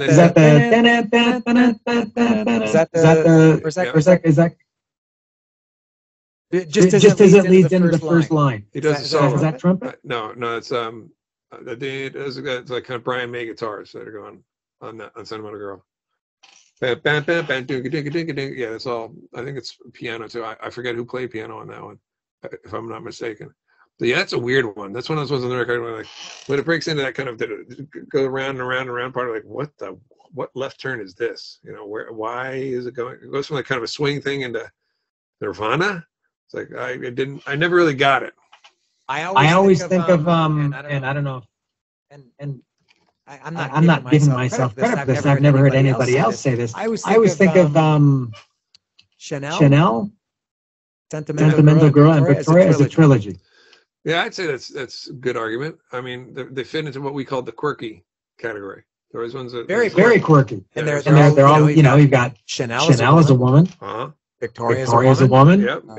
Sentimental Girl. They're all kind of very light, happy songs, but kind of sicko lyrics. A little bit of a hit her in the head. Hit him in the head. With the baseball bat and it landed the soft wet smack. Yeah. That's yeah. I mean, it makes you wonder. Like, is it kind of like Edgar Allan Poe meets O. Henry? I mean, like what do we do? What are we doing with the lyrics here? You wanna why so violent? Why so violent against the girls? They're just trying to get along. It's such a contrast. You have the happy kind of fun sounding music, and then these pretty dark lyrics. I remember with Chanel, particularly, I remember Matt saying that we do everything off the first two records as we're driving up to rehearsal, except Chanel. I was like, oh man, I love Chanel. It's like my favorite one. Like, yeah, we never do that. Sure enough, we did it. So I was like, woohoo! Made me happy. But yeah, that's that was. I'd say that's a good trilogy. I'd agree with that. Okay.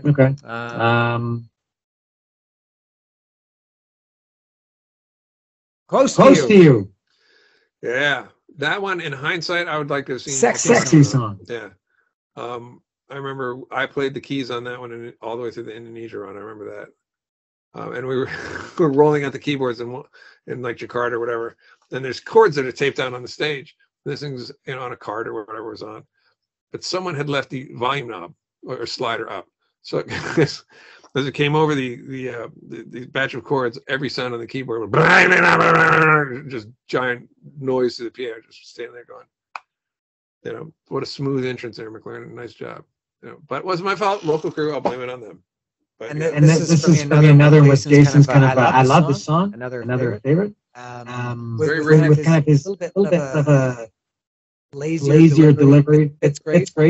And by the way, what is the first instrument? I mean, it sounds like a flute. It is. It is a flute. It's a Korg M1. It's a flute sample, and if you hit it was a black key. If you hit the key and then press down on it, that's what made it trill. So it goes when you press down, and then I have the left hand. Yeah. Yep.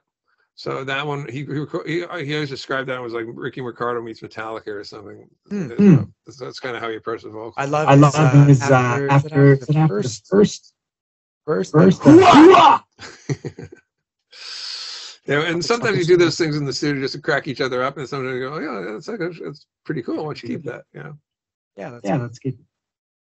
That's another kind of similar to My Heart. It's a little bit sparse, no? Yeah, but definitely sparse and definitely drum driven. That is, you don't have Phil's tribal thing. Yeah, you don't have Phil on that one. That's going to limp along. Yep. But that one, that was always fun to play live, just because it was just different, and people kind of look like, what the hell is going on? And I'm actually on the Water tour, the very first run, when we had a guy named Dave White in the band, and who was just fantastic keyboard player, a great guy. So he had him playing keys for all that stuff. So I played guitar actually on that one. So it was me, Pete, and Jason up front, like Blues or Cult. Everyone got a guitar, and that was always fun.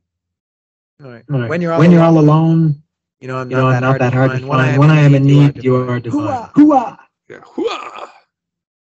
Excellent song. I think we had a couple more, two or three more. Two more. When you were mine. Yeah. Beatles-esque. Very much.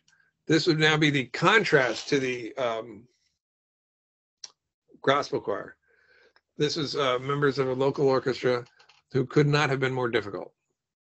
And I remember they had just the most half-assed attitude, like, okay, whatever, we're playing on a rock record. Okay, well, now we see it's from Atlantic Records, we want triple scale, and all.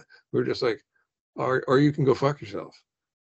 And finally somebody went out there and told them, like, look, man, you guys can, straighten up, or, you're out of here. They wanted rights, performance rights and songwriting credit and all this. And we were like, are you fucking kidding me? And if they got out there and shredded, we kind of, at least like backing up. They were so fucking lazy and pitchy and played shitty and out of time. I remember thinking to myself, I've never been in an orchestra before, so I have no idea what it's going to sound like. Because to me, they're the epitome of musicians. These are the laziest bunch of fucking half-ass motherfuckers we ever had in the studio. It's like, wow, they're playing like, I've turned to Jim and I go, they're playing like shit. They're playing like, they don't care. They're out of time. They're out of time. And Beeler's freaking out. And I'm just going, what the, Jim, somebody's got to talk to these fuckers. So somebody went out there. I want to say it was either Jim, might have been our manager, but I'll say it was probably Jim. And just lit them up and said, you guys got to knock this off because we'll find other people to do this. And they cleaned up their act. They were still half-assing it, but it was the complete opposite of the experience with the gospel choir. And those were, between that and Basil, those are the only like guests we ever paid for, I think, on a record that I remember. I don't think we had anyone on Devil. I think it was all the band itself. But yeah, I remember just being so disappointed by these alleged professionals. Like, wow, you elitist fucks. There's somebody else you told me about years ago. I don't know if we should say this. That you said was a real pain in the ass. I won't say the name. Right. You know what I'm talking about? Yeah, I think so, yeah. The remix. Yeah. I don't understand. I don't understand. It's so unnecessary. Just be glad you're here. Be glad you're playing music. You know, who cares? You know, I know you're out of tune, right? I can tell you're out of tune. If you think I'm so stupid because I play a rock instrument that I don't know, you're out of your mind. And I had some friends here in the Charleston orchestra where I said to them later, it's like, oh, you guys had an orchestra on that record. How'd it go? And I told him how it went. He's like, oh my God, that's horrible. Now, by this point in my life, these are guys who are younger. And, you know, they knew they grew up on Pantera and Iron Maiden and all these other things, you know, because you see orchestras doing that stuff now. People who play harps, playing Fear of the Dark and all this crazy stuff, and it's awesome. Not back then. You know, we were still, you know, pariahs, you know, just scummy little rock musicians. How dare you? Have you seen this guy? His name is He's there's all these reaction videos on. Oh yeah, everything needs reaction now.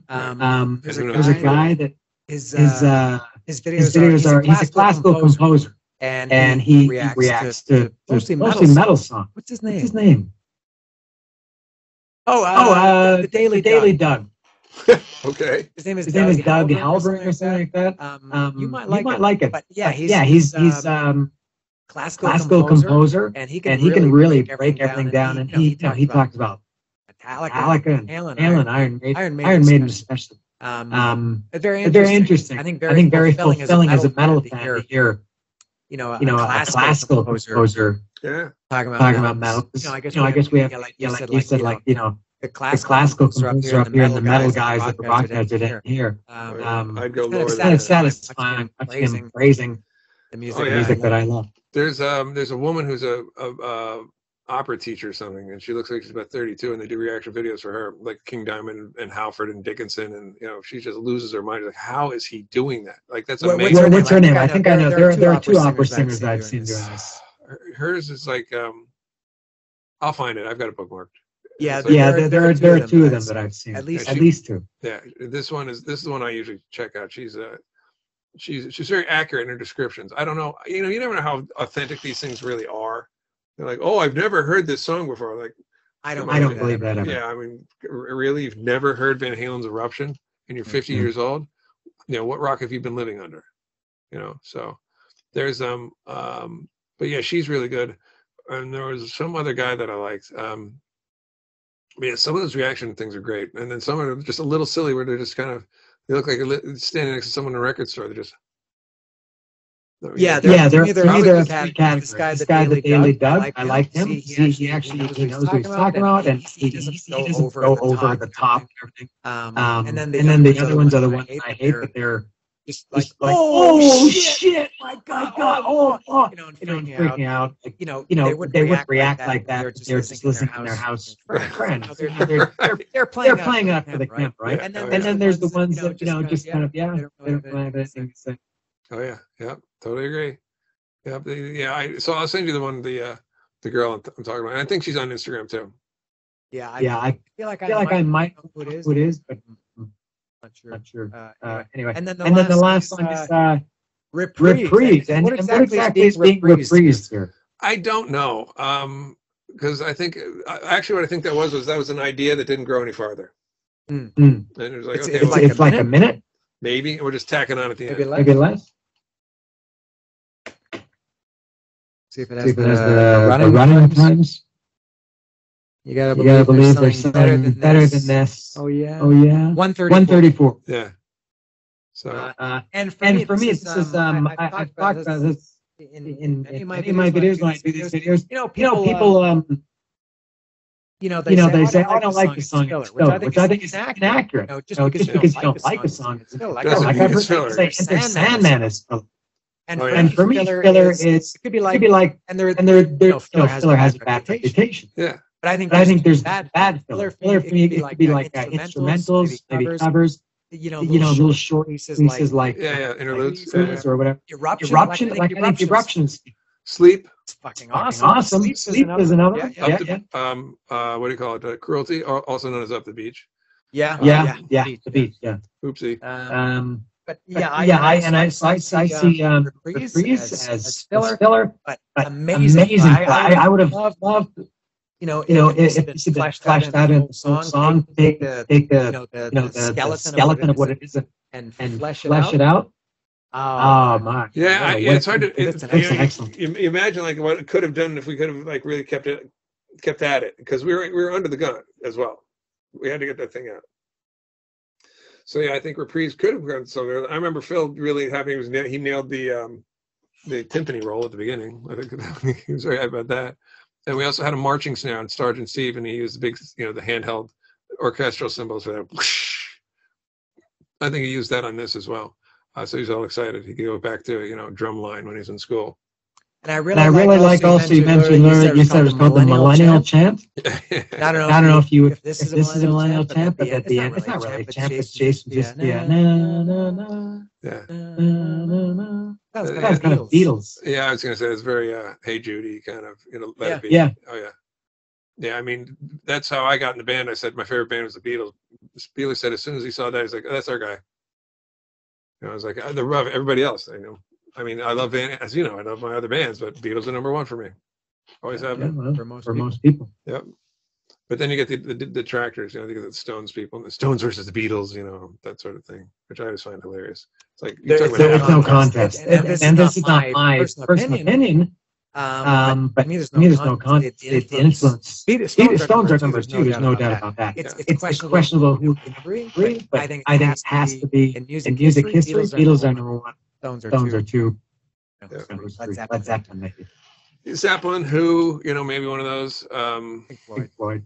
Floyd, yeah, I would say, but I wouldn't put the Who over Zeppelin. I think, the Beatles. It's not a dig on the Stones, because the Stones are clearly the own thing, but they didn't really become their own thing until I think they really imitated the Beatles too much on Satanic Majesties, where it's clearly Sgt. Pepper's, But then they came out. I think Exile was the next one, or I think it was Exile. It was like all of a sudden, okay, now they're the Stones. It's like if that had to push them into quote being the Stones, it is. But my because I'll get into quote arguments with people about Beatles are the Stones, and this and that. Beatles suck. Stones are great. And I said, no, they're not. And here's why: the Stones covered a Beatles song. The Beatles never covered a Stones song. That's like David Lee Roth saying Sammy Hagar goes there every night and sings my David Lee Roth songs, but I've never sang Sammy Hagar. Yeah, right, same kind of deal, yeah. And then when they get mad, I'm just like, first of all, like 2 or 3 Stones records are all covers. They're all covers. I think finally on the third one they started sneaking some of their own, and their own stuff's great once they finally did it. Beatles too, but not the whole record. There are covers, yes. Okay. Like the whole first Stones record is fucking Chuck Berry and blues covers. But yeah, I Want to Be Your Man was written for the Stones. Mm-hmm. That's a Beatles song. And the Stones version is great. But I guess, again, it made them go, wait a minute. We can do that too. So, and it did. But yeah. Beatles and don't forget the Who covered a Stones song. The Who did... what song is it? And are you not enough? Any idea? No, I can't even think of it. You'll probably tell me and I'll recognize it. Oh, you'll know for sure.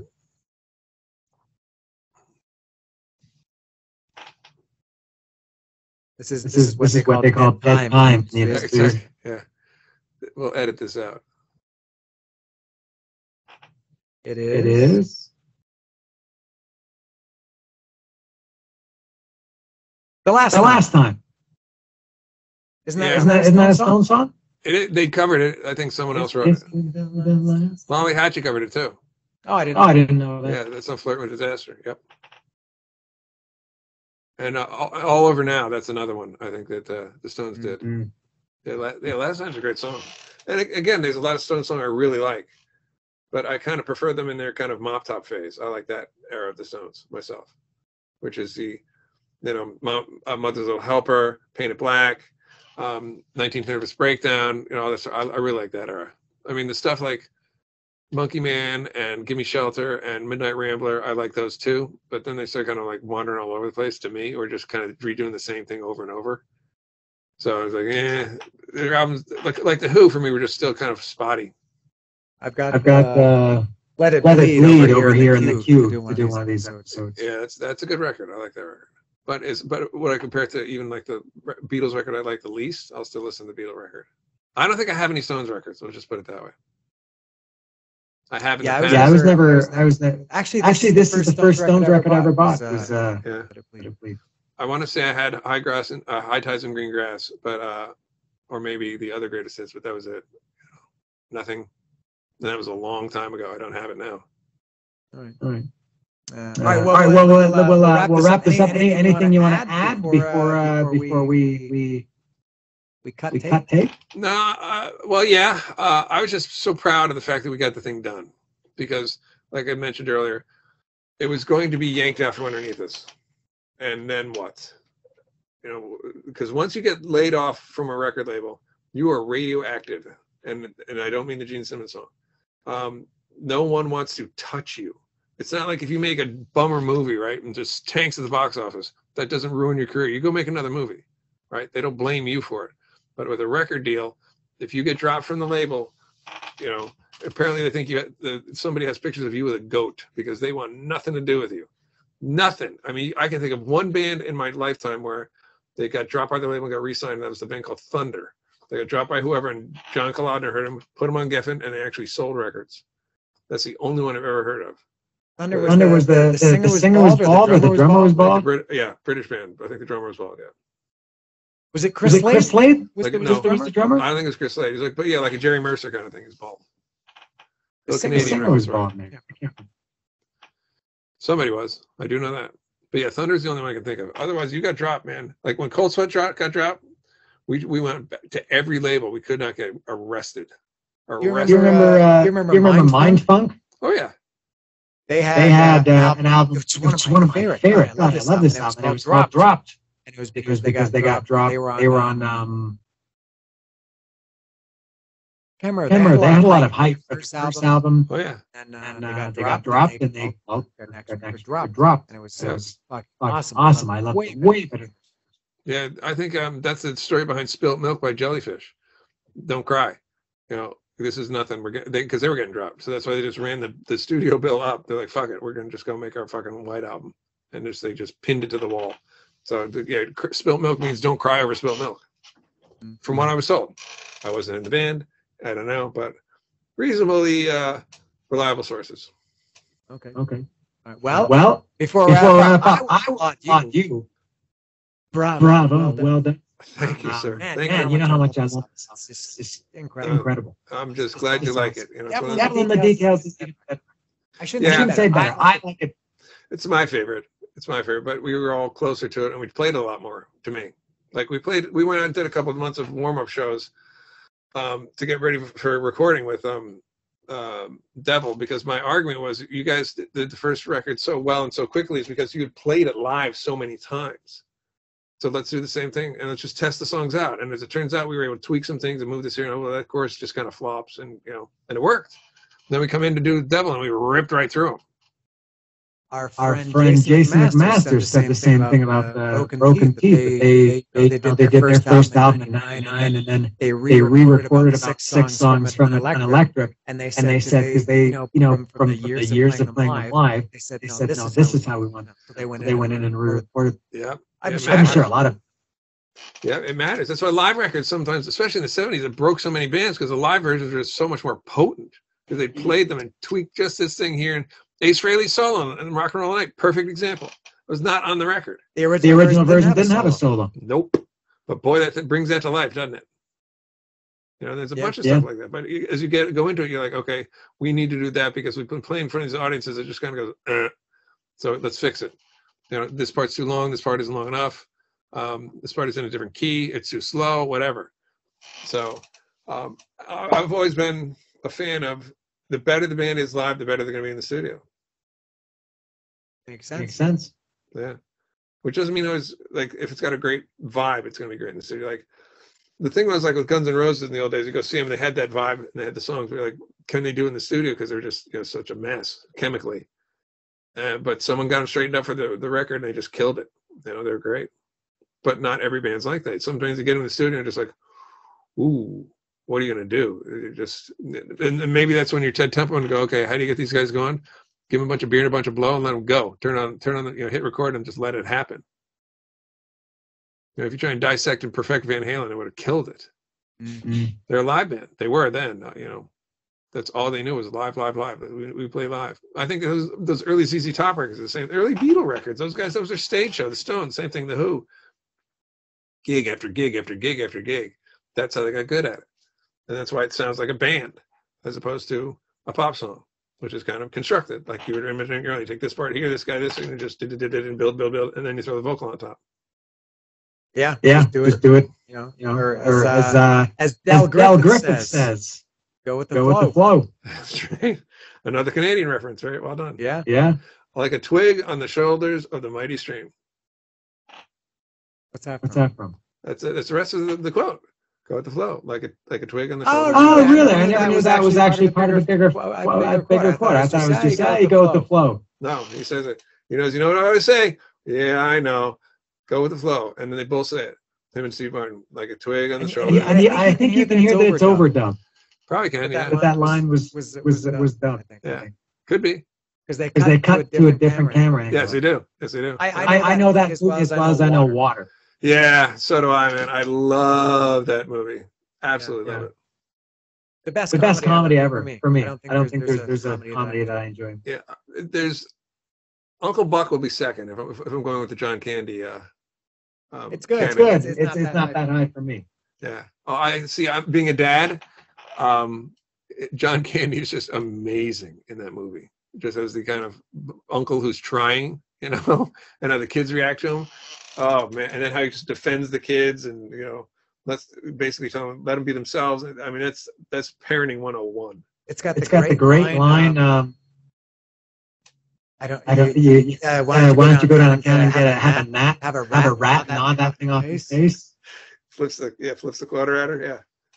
Yeah. While you're at it, take this and go down time and have a rat nod that thing off your face. Yeah. Good day.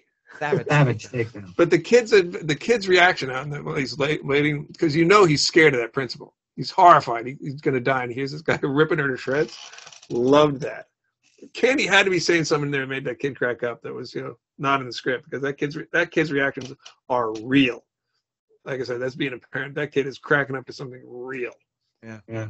But yeah, he's just he wasn't bad in anything. He was always good. Yeah, he was great. All right. Well, now we started talking about football at the beginning, and now we're talking about the John Candy movies. Yeah, Thanksgiving. Nothing wrong with either of those things. No. We'll take it back to water. So I will wrap it up now. I think Chris and I will continue at least for a couple minutes to whisper sweet nothings to each other. But until then, thank you, Chris, as always, for tuning in. You have just the best insight. You have the memory of a. Is it a bear? No, it's an elephant. What are bears famous for? Elephants have memories. Bears shit in the woods. Yeah, that's it. Yeah. So it's maybe mine like a steel trap is maybe. There you go. Excellent recall. Thank you. Yeah, and thank you for having me, Dan. Always. It's the memory is something I'm glad I have, and sometimes I wish I hadn't. You know, because I'm a dispute settler, because people come to me for the facts. I'm like, okay, well, let's ask Chris. He'll remember. Like, oh, don't put me on the spot. You know. You were lucid. Well, that was a big part of it. Yeah, as I'm getting older, it was a huge part of it. People are just like, entire years I don't remember. Like, how? You know, we were on the road. We were doing this. We were here, there. I have no idea. No memory. That just amazes me. There's some things that, I don't remember now, but if you jog my memory, oh yeah, I remember that. And yes, I wrote a lot of stuff down, but it wasn't like I wrote everything down. Obviously, nothing we're talking about today I wrote down. Just that's the way it happens. I mean, when I was in Catholic school as a kid, the nuns were convinced I had a photographic memory. Mm-hmm. So that may be part of it. Because like when we were talking earlier, like just recording in Sweden, I could picture the room. I can picture where the guitars were. I can picture where the drums were set up. I could just call it right up in my head. And I know who would walk into the room, what they were wearing. And it's weird, but for stuff like this, it's very useful. And it's fun. Thanks again, man. I love it. Yeah. All right. Here we go. So I don't know whoever watched. We're at what? Getting close to the 2 hour mark. Yeah. Well, we're 2:15, but we got to cut the beginning of this. That's right.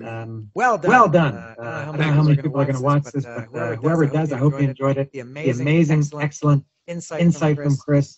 And just me. Thank you. Talking about how much I love it. And thank you. And I got more to come. Thank you to Chris. And this is coincidence that the anniversary tour was just announced this last week.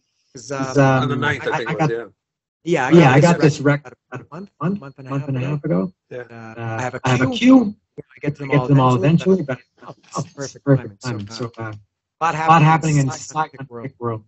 Yep. So thanks everybody for watching. And that's all. That's all. See ya. See it.